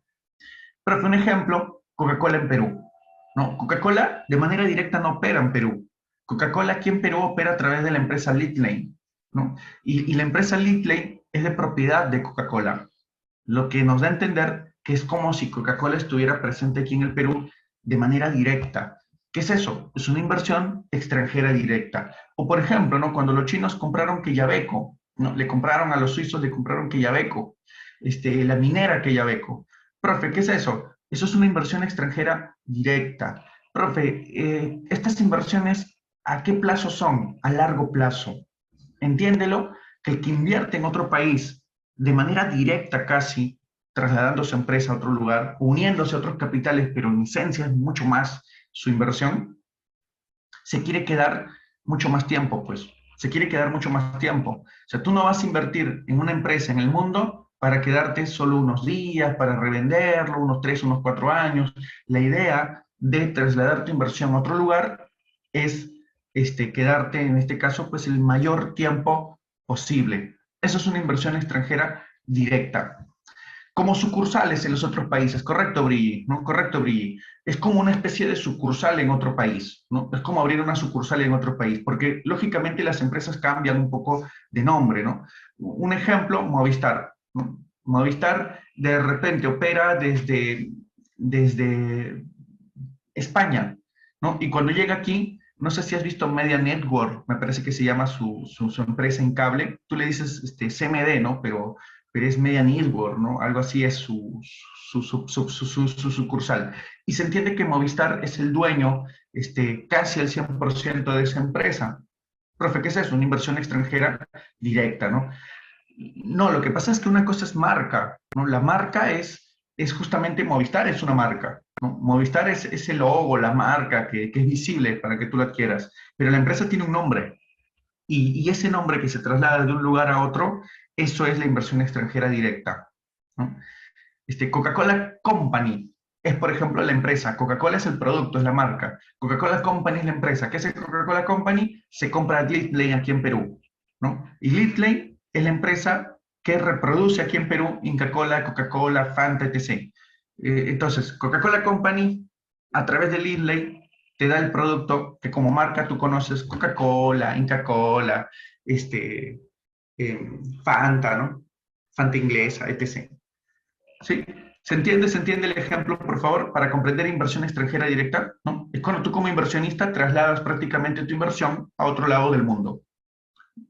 Para que se entienda que eso es así, tiene que esa inversión representar más del 10% de la empresa. Pregunta, ¿todo claro para poder pasar inversión en cartera? ¿Sí? Habla, por favor. ¿Todo bien? Listo. Hablemos de inversión en cartera. Profe, ¿qué es la inversión en cartera? En cartera es un sector, ¿no? La inversión en cartera es en sector. Se entiende que este inversionista tiene una inversión fuerte, un 8%, un 6%, un 4%, ¿no? Profe, ¿se quiere quedar un buen tiempo? Sí y no. O sea, depende de la coyuntura, ¿no? Depende de la coyuntura. Imagínate, tú inviertes en BCP, ya, tú eres un accionista de BCP en un 6%. Y de pronto, ¿no? La Junta de Accionistas dice que BCP va a invertir en Bolivia. ¿Estás de acuerdo? ¿Estás de acuerdo? O puede que estés en contra, pero es tu 6%. Tu 6% se va hasta Bolivia. De pronto, allá en Bolivia, tú sientes que las cosas van mal. Como van mal, ¿qué puedes hacer con tu 6%? ¿Qué podrías hacer si las cosas van mal? ¿Mueres con la empresa, igual que con los dueños originales que tienen el 60, el 70, el 80%, o revendes? ¿Qué podrías hacer? Podrías revender, ¿no? Profe, también me podría quedar, depende, pues, depende qué tanto sea la rentabilidad. Podrías quedarte, ¿no? De repente solo es una remesón, podrías quedarte. A este sujeto de inversión en cartera se le llama, normalmente es un inversionista a mediano plazo. Sus reacciones van a depender un tanto de la coyuntura, pero no es determinante la coyuntura, o sea, es una opción que tiene. Lo esencial es que si la empresa le va totalmente fatal, ese sí no se queda, pues se va, porque su porcentaje no es tan importante como aquel que tiene el 20%, aquel que tiene el 30%, aquel que tiene el 70%, ¿no? Esos la tienen más complicada. Claro, se venden las acciones, pues se venden las acciones o su participación en la empresa, ¿no? Entonces, el inversionista en cartera es alguien que apuesta en varios sectores. Tiene el 3% de una empresa, tiene el 4% en otra, tiene el 8% en otra, tiene el 7% en otra, ¿no? No tiene la totalidad de una, o porque nunca pudo hacerlo, o porque no le conviene, pues él siente que él gana bien teniendo inversiones en diversas ramas de la producción. Ese es un inversionista en cartera. Y es una forma en la que también llega inversiones del sector privado, ¿no? Hay muchas empresas nacionales que a veces dicen, ¿saben qué? Vamos a invertir, vamos a vender parte de nuestras acciones. Y desde el extranjero se enteran de esto y vienen y compran esas acciones, pero sabiendo que no van a tener la totalidad, sabiendo que solo representa una parte, inyectan y adquieren el 6% de una empresa, el 8% de una, el 4% de otra. Eso es una inversión en cartera. Profe, ¿cuándo se le llama extranjera directa? Cuando la misma empresa prácticamente viene aquí. Prácticamente es cuando esa misma viene. Cuando alguien viene con el 80% de adquisición de una empresa, eso es una inversión extranjera directa. O cuando una empresa nacional se vende a una extranjera y la extranjera lo va a controlar en un 70, 80, 90, 100%, esa es una inversión extranjera directa. Consulta, ¿todo claro ahí? ¿Se entiende estas dos este, distinciones de inversiones? Sí, todo bien, todo bien. Muy bien. Sí, sí, se pueden hacer en la bolsa, se pueden hacer en la bolsa de valores, ¿no? Estas inversiones se pueden hacer en la bolsa, se pueden hacer a través de contratos. La inversión en cartera, Valentina, imagínate que tú vas a a Bolivia, imagínate que en Bolivia, ¿no? Se están haciendo, o en Chile ya, imagínate que en Chile una empresa, no sé, cualquiera, una empresa X, necesita inversionistas, ¿no? Ha aperturado a los inversionistas. Lo común es que los mismos chilenos compren las acciones de esa empresa, pero tú desde aquí te has enterado y sientes que esa empresa vale la pena y compras, ¿cuánto? El 5% de esa empresa. Pregunta, Valentina, ¿tienes una gran posesión de esa empresa? No. Si esa empresa llega a irle mal, ¿qué haces con tus acciones? Las revendes. No vas a morir con la idea necesaria, ¿no? Entonces, profe, ¿qué decimos ahí? Eso viene a ser una inversión en cartera. Eso es una inversión en cartera. En cambio, ¿qué pasa si esta empresa que crearon en Chile se quiere vender? ¿No? O justo tú puedes formar una empresa que tienes aquí en Perú y la puedes formar allí en Chile, y donde tú tienes concentración de un 90%. ¿Qué es eso? Una inversión extranjera directa, porque de manera directa estás adquiriendo esa empresa, ¿no? En mayor porcentaje al 10%. ¿Sí? ¿Qué dices, Valentina? ¿Todo claro ahí? Excelente. ¿A cuándo explotarán Quellaveco? ¿Cuándo será? Pues, ¿no? El COVID retrasó, creo que a ningún gobierno le conviene hablar de Quellaveco ahora, ¿no? Es todo un dilema, ¿no? Actualmente no creo que el actual presidente le convenga ponerlo en agenda. No creo. Muy bien, seguimos. ¿Pero qué más? Sector público. Vamos acabando ya porque nos va a quedar tiempo exacto para hablar del FMI y Banco Mundial. Profe, ¿qué decimos del sector público? En el sector público van más los préstamos, mientras que en el sector privado van las inversiones, en el sector público van los préstamos. Profe, ¿qué ubicamos aquí? Desembolsos y amortizaciones. El desembolso es el monto que te prestas. La amortización es el pago de ese préstamo. Pero ojo, el pago a capital. Un ejemplo, imagínate que Perú vende bonos. Cuando vende bonos, vende por, no sé, se me ocurre a mí, por $1.000.000. Ya, a Perú le pagan ese bono, eso es un desembolso, que viene a ser $1.000.000. $1.000.000 que recibimos por desembolso. Año tras año, Perú va devolviendo el millón, ¿no? Entonces, eso que va devolviendo, que es parte del millón, se le llama amortización. Eso va en el sector público. Profe, pero aguante, aquí hay algo, ¿no? Ya, en el sector público, esto es lo que yo me presto, esto es lo que yo pago del préstamo, pero ¿y los intereses? ¿No? Ojo, aquí es, yo me presto 1.000.000, aquí yo pago el millón, pero nadie me presta para yo devolver lo mismo. ¿Y los intereses? ¿Dónde ubico los intereses? ¿Alguien tiene una idea de dónde ubicaría los intereses de este préstamo? Pregunta, ¿los intereses se ubica aquí? No está incluido. Los intereses no van aquí, pues muchachos. Los intereses van en renta de factores, no te olvides. Renta de factores, muy bien, Juan Jacinto. Renta de factores porque es capital, pues, ¿no? Ese préstamo originó los intereses. Pero no te olvides, ¿ah? Porque a veces ha habido estas preguntas en CEPRE. En el CEPRE sí han habido estas preguntas, ¿no? A un alumno lo tranquean y le dicen, oye, el Perú se prestan, ¿no? 2.000.000 y paga 2.000.000. Estos 2.000.000 que pagan se llaman amortizaciones, los cuales se ubican en tanto, por esta operación tienen que pagar $500.000 más, y el $500.000 se ubica entonces mucho cuidado, ¿eh? La primera respuesta es cuenta financiera, la segunda respuesta es cuenta corriente, y si es más específico, renta de factores. Los intereses se ubican en cuenta corriente, más específico, renta de factores. En cambio, las amortizaciones se ubican en la cuenta financiera, más específico, en el sector público. ¿Sí? No te olvides. ¿Todo claro hasta ahí? ¿Estamos bien? ¿Estamos bien? ¿Estamos bien? Sí, excelente, muy bien. Pasamos al siguiente. Capitales de corto plazo. Profe, ¿qué son estos? Los capitales de corto plazo vienen a ser los llamados capitales golondrinos o volátiles. Son personas que compran acciones de empresas, pero entender que sus acciones o las cantidades que compran siempre representan menos al 1%, eso es uno, y la idea de comprarlos es esperar que tengan una buena cotización y luego las revendo. Y es más, yo ni siquiera las compro para quedármelas, ¿no? O sea, la idea no es quedarme con las acciones. Yo gano constantemente revendiendo, compro, vendo acciones, y esta compra, sí, los desembolsos es el dinero que te dan por préstamo, ¿correcto, Valentina?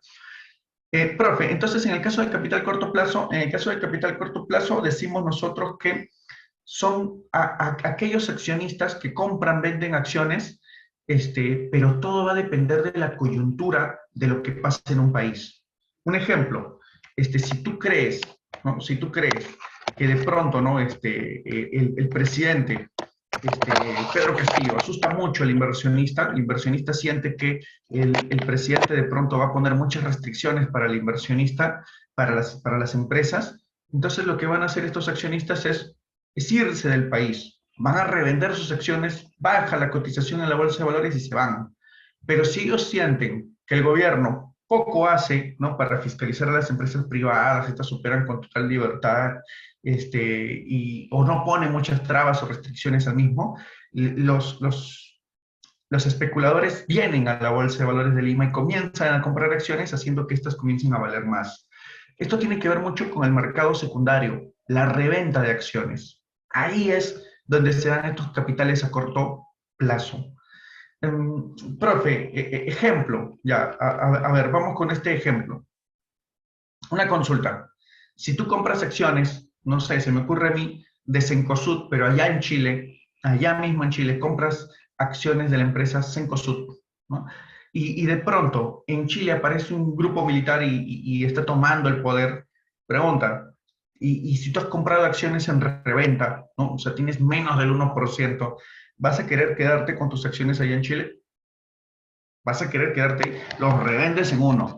Pero si de pronto, más bien ocurre un escenario al revés, ¿no? Vas a Chile y justo Cencosud ahora logra ser la empresa más influyente en toda Europa, ¿no? Sus sucursales ahora dominan toda Europa.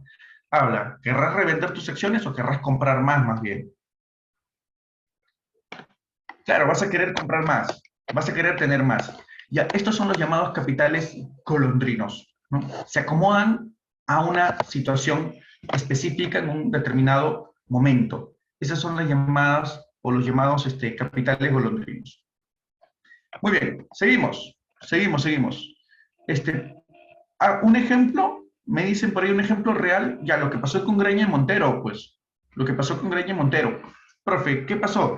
De pronto, ¿no? Graña y Montero pasó una época difícil porque estaba igual que con Odebrecht, ganaba licitaciones, y comenzó a entrar en el tema de corrupción y en el ojo de la tormenta. Todos los medios hablaban de Graña y Montero.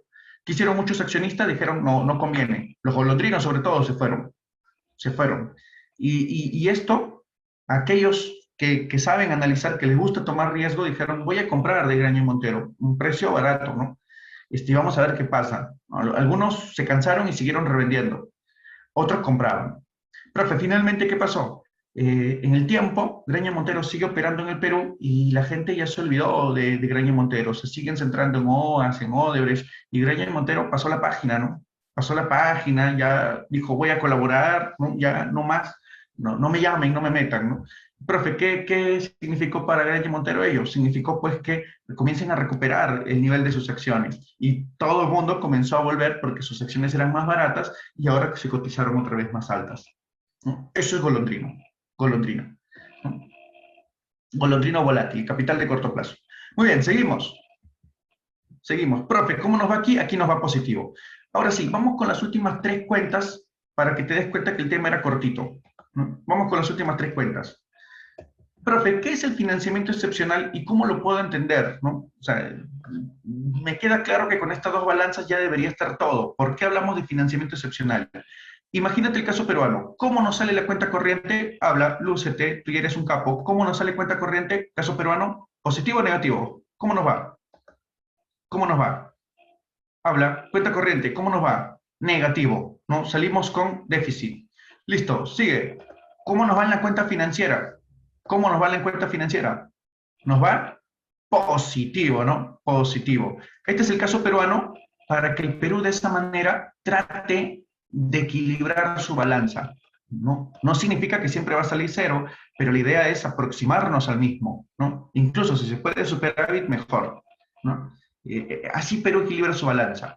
Pero mira el caso argentino. Profe, ¿qué le pasó a Argentina? Argentina en el 2017-18 tuvo negativo en su corriente. Significa que comercialmente es malo. Esto es común de Latinoamérica.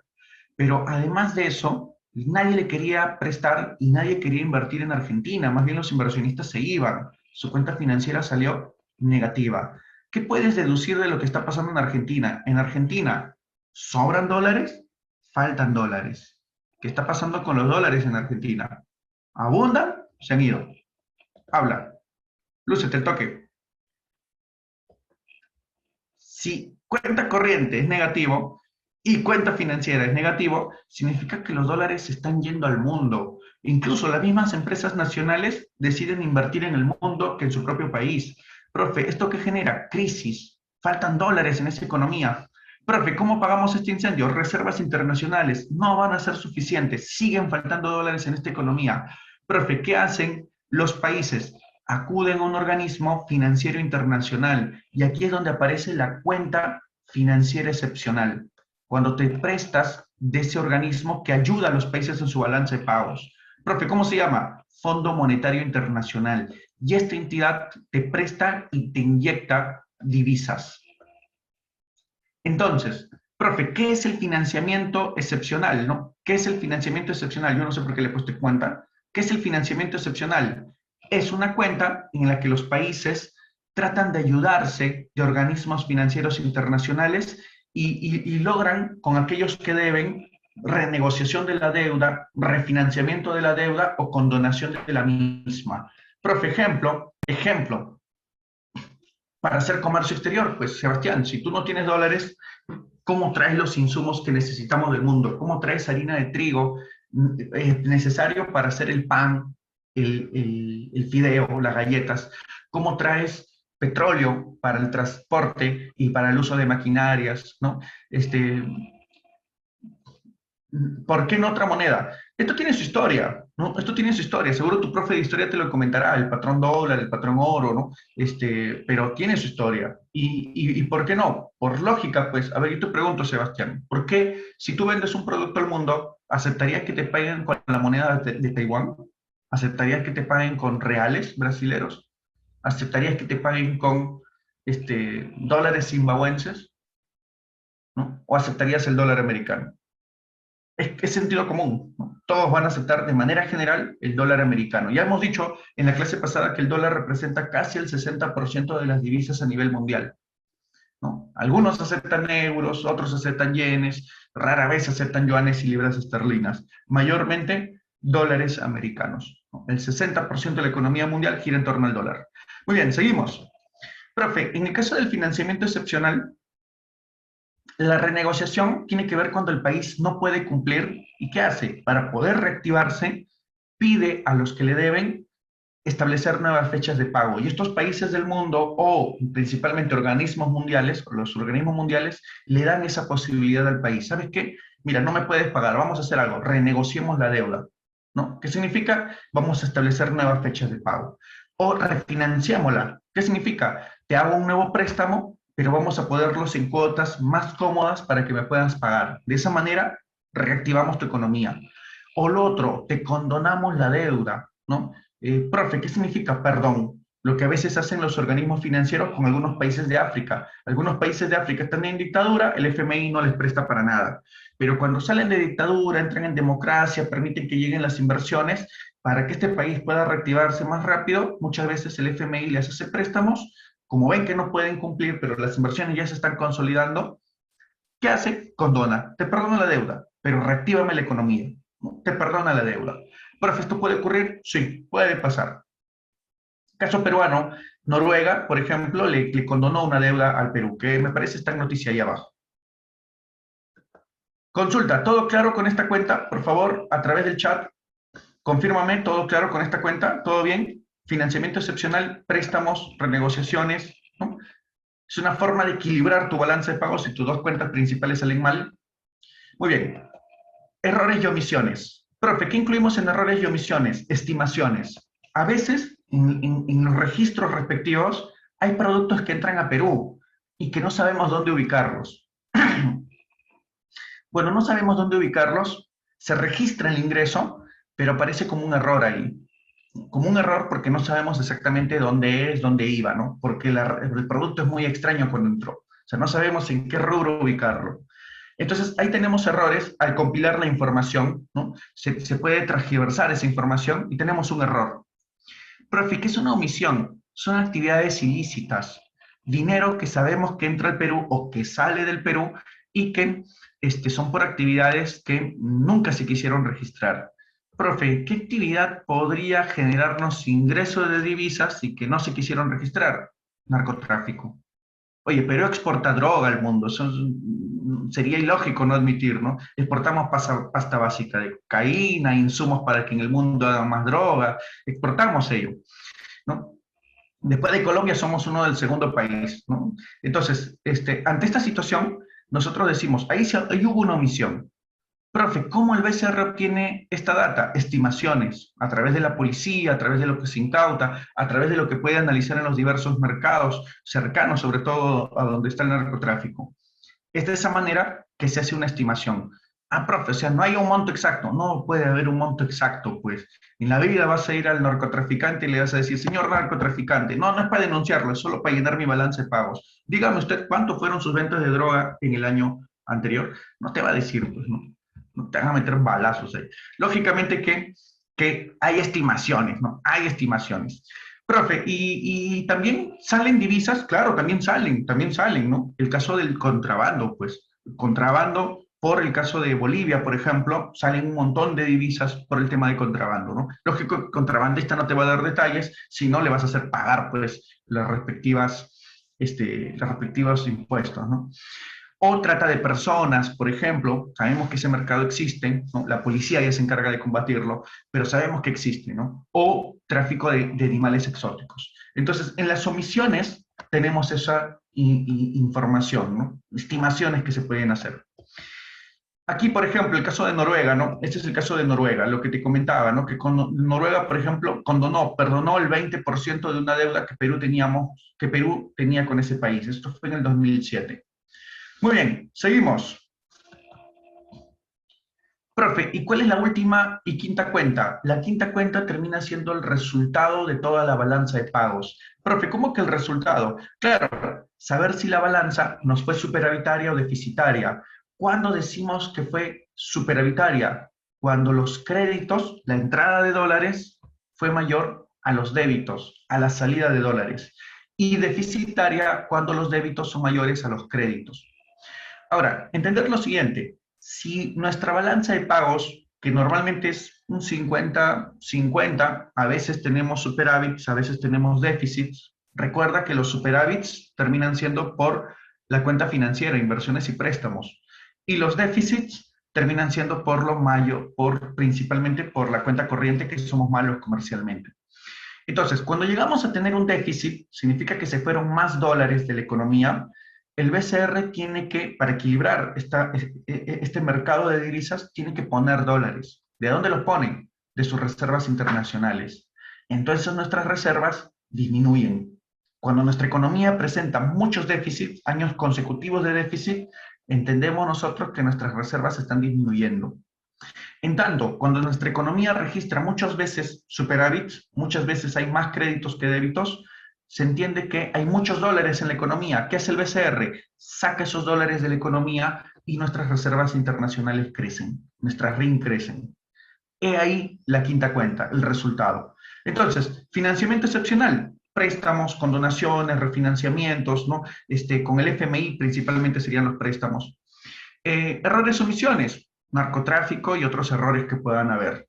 Estimaciones de actividades ilícitas. Profe, y la quinta cuenta, el resultado. Te repetí, perdón. Estas tres últimas cuentas son bien sencillitas de entender y son las que menos preguntarían, pero ahí están. No son tan complejas de comprender estas tres últimas cuentas. Muy bien, muchachos, con ustedes, en el tiempo que resta, vamos a hablar del Fondo Monetario Internacional y del Banco Mundial. Profe, ¿qué entendemos por estos organismos? Son organismos multilaterales que trabajan de manera especializada para la ONU y tienen diferentes finalidades. Profe, organismos multilaterales, ¿qué es eso? Te explico. El FMI y el Banco Mundial tienen dinero de capital. ¿Cómo es que acumularon este dinero de capital? Lo acumularon producto del aporte de sus muchos países, de sus muchos miembros, 189 miembros que tiene cada uno. Entonces, cuando Perú se presta del Banco Mundial o se presta del FMI, es como estarse prestando de cada uno de los países del mundo, porque el dinero viene justamente de cada uno de los países del mundo. Por eso decimos multilateral. ¿Cuándo es bilateral? Cuando un país te presta de manera directa. Multilateral, cuando hay un organismo que representa a muchos países y te está haciendo el préstamo. Entonces, son organismos multilaterales. Su capital viene de muchos lados, de muchos aspectos. Y los préstamos también van dirigidos hacia muchos lados, muchos aspectos. Aquí, la finalidad que tiene el FMI y la finalidad que tiene el Banco Mundial. Profe, ¿son distintas? Sí. En común, ambos tienen que fueron creados en la conferencia de Bretton Woods, posterior a la Segunda Guerra Mundial. Tu profe de historia lo explicará y lo complementará. Pero tienen objetivos distintos. Mientras que el FMI tiene como finalidad expandir de manera equilibrada el comercio mundial, estabilizar para ello los tipos de cambio. Por eso es que el FMI les dice a los países, hagan su balanza de pagos para saber si tienen dólares, si les falta o les sobra. Si les sobra, denle esos dólares a los países que le falta a través de inversiones o préstamos. Si les falta, acepten las inversiones y préstamos. Porque si a ustedes les falta dólares, ¿no? O les falta divisas, cualquier sea la divisa principal con la que trabajen, si terminan faltándole las divisas, ustedes no van a poder seguir participando del comercio, ¿no? ¿Cómo van a comprar si no tienen dólares? ¿No? ¿Cómo van a comprar si no tienen dólares? ¿No? Tienen que vender para poder tener esos dólares. Entonces, el FMI le pide a los países que hagan ese registro a fin de saber qué está pasando con las divisas en cada país. Profe, y el BCR se encarga aquí en Perú de seguir y de cumplir estos protocolos a fin de poder saber cómo va la estabilidad en el dólar, ¿no? Por eso es que muchos hablan de la importancia del dólar. Claro, se habla de la importancia del dólar y el BCR, quien tiene la finalidad de estabilizar esa moneda en los tipos de cambio. Si esto lo logra el BCR y todos los BCRs del mundo logran hacer ello, el FMI estará cumpliendo su mayor de sus finalidades. También corrige de manera ordenada los problemas en la balanza de pagos. Profe, ¿cómo es que la corrige? Cuando un país tiene problema en su balanza de pagos, el Fondo Monetario Internacional brinda asesorías y ayudas a estos países del mundo. Por ejemplo, Argentina tuvo problemas con su balanza de pago 2 veces. ¿Y qué hizo ahora último el FMI? Le prestó 57.000 millones de dólares, ¿no? Le prestó 57.000 millones de dólares a fin de reactivar su economía. ¿Por qué? Porque Argentina demuestra que en su balance de pagos está fatal, ¿no? Cuenta corriente, fatal, cuenta financiera, fatal. Entonces, ¿qué hace Argentina? Solicita el préstamo al Fondo Monetario Internacional y finalmente este le aprueba, ¿no? En cambio, el Banco Mundial, que también surge en la misma conferencia, tiene otra finalidad. El Banco Mundial no te presta para equilibrar problemas en tu balance de pagos. El Banco Mundial te presta para que tú puedas acabar con la pobreza extrema que hay en el mundo. Una vez que se finalice la pobreza extrema en el mundo, el Banco Mundial atinará a acabar con la pobreza mundial. Pero en el mundo existe la pobreza extrema. El Banco Mundial tiene una gran labor, una ardua chamba, ¿no? Profe, ¿qué más hace? Promueve la prosperidad compartida. El éxito de un país debe servir para el éxito de otros. Por lo tanto, el Banco Mundial te prestaría para todo programa social, por ejemplo, educativo, porque se entiende que con educación las personas saldrían de la pobreza. Inversiones, porque se entiende que las inversiones traen consigo empleo y el empleo ayudaría a que esas personas salgan de pobreza. Infraestructura en hospitales, en acceso a la salud, ¿no? Porque de esa manera las personas podrían desarrollar mejor su capital humano. Recuerda, con educación, con salud, con conocimiento y con experiencia laboral, las personas tendrían las mejores herramientas para poder salir de esa situación tan crítica. Entonces, el Banco Mundial, a través de sus organismos, te hace préstamos siempre y cuando el objetivo vaya ligado a esto, a acabar con la pobreza extrema en el mundo. Ahí están los miembros y sedes, ¿no? El FMI tiene actualmente 190 miembros, el Banco Mundial 189.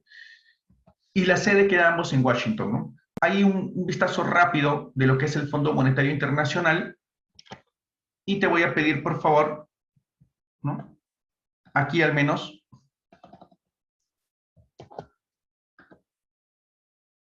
en un momento,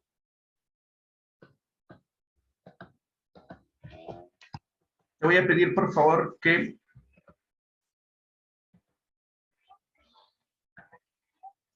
puedas video. Cuando representa ¿Me confirmas por favor si se escucha? el Fondo Monetario Internacional. Pregunta, ¿se escucha? ¿Se escucha el sonido de fondo? Sí.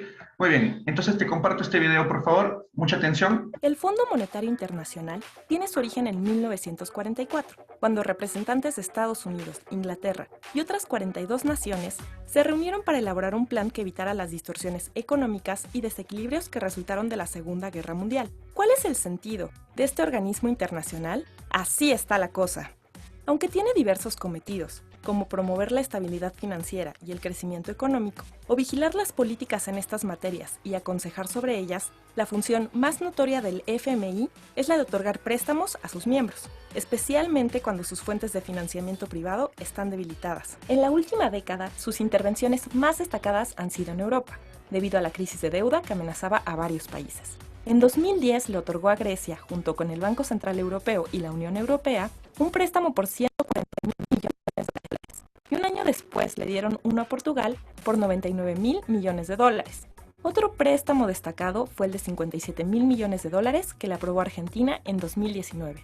En la década de los 90, México, Brasil, Rusia y Turquía requirieron de fondos del organismo por diferentes crisis económicas que atravesaron. Además, desde el año 2009, México mantiene una línea de crédito por 74.000 millones de dólares que no ha utilizado, pero la mantiene de manera precautoria. Los recursos del FMI provienen principalmente de las aportaciones de sus socios a través del pago de cuotas, que son establecidas dependiendo de su posición relativa en la economía mundial y que se ven reflejadas en la toma de decisiones. Estados Unidos tiene la mayor cuota, con la aportación de 65.000 millones de dólares y 16.7% del número de votos. Los detractores del FMI señalan que cuando el organismo pida a los países que reduzcan su deuda o sus gastos, eso provoca mayor desigualdad entre la población y empeora servicios públicos como el de salud. Uno de los mayores críticos es el Nobel de Economía, Joseph Stiglitz, quien ha señalado que el fondo solo otorga recursos a aquellos países que están dispuestos a realizar políticas contractivas que suelen deteriorar estructuralmente a las economías, e incluso considera que las recetas del organismo son responsables de crisis como la de Argentina. Así está la cosa. Bueno, continuamos entonces con la diapositiva. Lo que menciona el video en la parte final es que hay muchas críticas para el Fondo Monetario Internacional. Profe, ¿en qué aspecto? En el aspecto en que a veces no te suelta el préstamo por simplemente ser un país miembro. El FMI, previo al préstamo, te da toda una serie de asesorías que algunos dirían, profe, ya, pero si son asesorías, si quiero las cumplo, si quiero no, son obligatorias, ¿no? Y a veces estas experiencias de prácticas del FMI, como por ejemplo, ¿no? Privatizar más o que el Estado tenga menos presencia en la economía o incluso, ¿no? Que el Estado cobre mucho más impuestos, generaron, por ejemplo, protestas en Chile, en Colombia, en Ecuador, en Argentina, hablando solamente en el último decenio, ¿no? Llamadas también prácticas neoliberales del FMI. Ya veíamos pues como un premio Nobel critica justamente a las acciones que tiene el Fondo Monetario Internacional. Profe, por otro lado es importante el organismo porque efectivamente sus préstamos han ayudado a muchas economías a salir de crisis muy severas, pero al mismo tiempo en otras economías sus soluciones, cuando no han sido los préstamos, sino más bien han sido asesorías, terminaron provocando estallidos sociales. Hablemos del grupo del Banco Mundial. El Banco Mundial está establecido por 5 entidades. Uno es el Banco Internacional de Reconstrucción y Fomento. Mira, para resumirlo, profe, ¿qué hace el BIR? El BIR, acerca del Banco Mundial, no mucho, no mucho. Profe, ¿qué partes del Banco Mundial? Te digo lo esencial, el BIR. Profe, ¿por qué el BIR? Porque el BIR es el Banco Mundial en sí. El BIR es el que heredó acabar con la pobreza. Es el que le hace préstamos a los países y los países le dicen para qué específicamente quieren este préstamo. Cuando tú escuchas, oye, Perú se prestó al Banco Mundial, se prestó del BIR. Se prestó del BIRF. El BIRF es el Banco Mundial. Profe, y estos préstamos hay que devolverlos. Hay que devolverlos con los intereses que nos pone el BIRF. Profe, el CFI o IFC, en inglés IFC, es una entidad que le presta al sector privado. No es relevante para el tema. Le presta al sector privado que también pues, va a involucrarse en ese país para ayudar y generar inversiones y acabar con la pobreza a través del empleo. El CFI, perdón, el AIF no es tampoco tan importante porque es un organismo que le presta a países, pero países no solventes. Es decir, le presto a países que solamente me devuelven el dinero, no me van a pagar intereses porque no pueden. Un ejemplo, África. O simplemente le presto y sé que no me va a devolver el dinero, ¿no? Entonces, esto no es el caso peruano. El caso peruano tiene cómo devolver. El caso peruano es Banco Mundial. Profe, otro es el CIADI. Este es interesante, porque el CIADI es un organismo que garantiza las inversiones en el mundo. Oye, que si tú quieres garantizar la pobreza, el Banco Mundial dice, tienes que proteger al inversor, al inversionista, tienes que respetar los acuerdos que hagas con el inversionista extranjero. Si ese inversionista siente que hace un contrato con un Estado y el Estado no cumple, ¿qué vivo, no? El Estado me dice, ¿sabes qué? Arreglémoslos en el Poder Judicial que le pertenece al Estado. Entonces, el inversionista extranjero dice, no es justo. No es justo porque puedo perder, entendiendo que este Poder Judicial te podría proteger a ti como Estado. ¿Qué hace entonces ¿qué hace el organismo financiero? Perdón, ¿qué hace la empresa privada? La empresa privada lo que hace es acudir al CIADI y denunciar a ese país, a ese Estado, en este organismo que trata de hablar acerca de inversiones. Un ejemplo, el caso Kunturwasi, ¿no? La empresa Kunturwasi ha denunciado a Perú por el caso Chincheros, ¿no? El caso Chincheros, en el cual de manera unilateral Perú firmó un contrato con Kunturwasi y de pronto de manera unilateral rompió el contrato. Kunturwasi dice, yo ya me sentí afectado, yo ya hice una inversión ahí, tú no me estás respondiendo nada, ¿no? De manera unilateral dices que yo incumplí algo y no me has demostrado. Acude al CIADI y denuncia a Perú.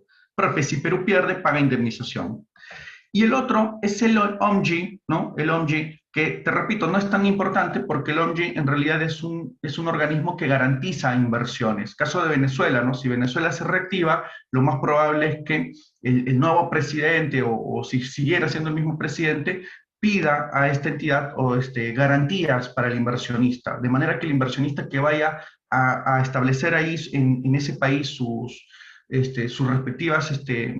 respectivos montos, lo más probable es que este organismo garantice las devoluciones en caso haya algún fracaso de inversiones. Te repito, esto no es mucho con el caso peruano. Profe, para el caso peruano, el BIRF, que es el Banco Mundial, y el CIADI, que es una especie de arbitraje internacional, ¿no? Con eso cerramos y pasemos a alguna de las preguntas. No va a dar el tiempo para todas, pero pasemos al menos algunas preguntas para tratar de responderlas, ¿ya? Que no es tan complicado, te vas a dar cuenta que no.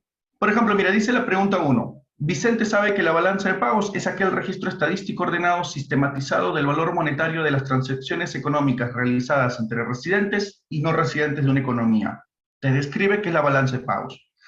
Un ejemplo de ello es el registro de las exportaciones peruanas, las cuales deben ubicarse. ¿Dónde ubicamos las exportaciones peruanas dentro de la balanza de pagos? ¿Dónde colocamos las exportaciones peruanas en la balanza de pagos? ¿Dónde? Dame tu clave, rapidísimo.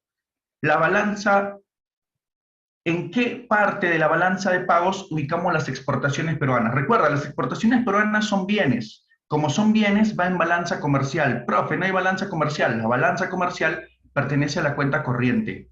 Recuerda, en la cuenta corriente va balanza comercial de bienes, servicios, renta de factores y transferencias. La clave de la 1 es la D. Va en cuenta corriente. Va en cuenta corriente. Muy bien. Pregunta 2. Nicole le explica a Dani que la balanza de pagos tiene el registro de 2 tipos de operaciones, crédito y débito, retándolo que dé un ejemplo de las primeras, o sea, de crédito. ¿Cuál sería una respuesta correcta de Dani? Dime en las claves cuál sería una operación de crédito. ¿De crédito? Muy bien, excelente. Profe, ¿crédito qué era? Cuando entraba la divisa a Perú. Cuando entraba la divisa a Perú. ¿Cómo entrarían divisas a Perú?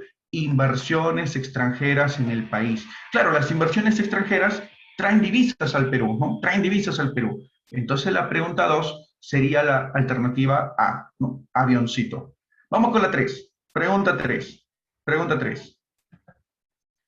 Paul ha decidido viajar por primera vez al extranjero con destino al país hermano de Bolivia. En su viaje visita el Salar de Uyuni y las ruinas megalíticas de Tiahuanaco como el complejo de Calasaya y Pumapunku. Los gastos realizados por Paul en su recorrido por Bolivia implican la balanza de pagos operaciones de... ¿Qué sería? ¿Crédito o débito los gastos que Paul hace en Bolivia? ¿No? Débito. ¿Y en qué parte de la cuenta, en qué cuenta lo ubico? ¿En qué cuenta lo ubicaría? En servicios, ¿no? Es débito y va en servicios. Claro, porque se fue a gastar allá, sería pues crédito y se ubicaría en la balanza de servicios, ¿no? Ahí está. Transferencias corrientes. Ah, perdón. Los gastos realizados por Paul en su recorrido por Bolivia. Acá está mal la clave, ¿no? Es la C, se ha movido. Es la C, ¿ya? Se ha movido esto. Es la C, correcto. Es débito, balance de servicios. ¿Ya? Por si acaso, por favor, está bien lo que tú me has dicho. Es crédito, balance de servicios. Muy bien, vamos con una última pregunta más para ya cerrar aquí. ¿No? Pregunta número 4.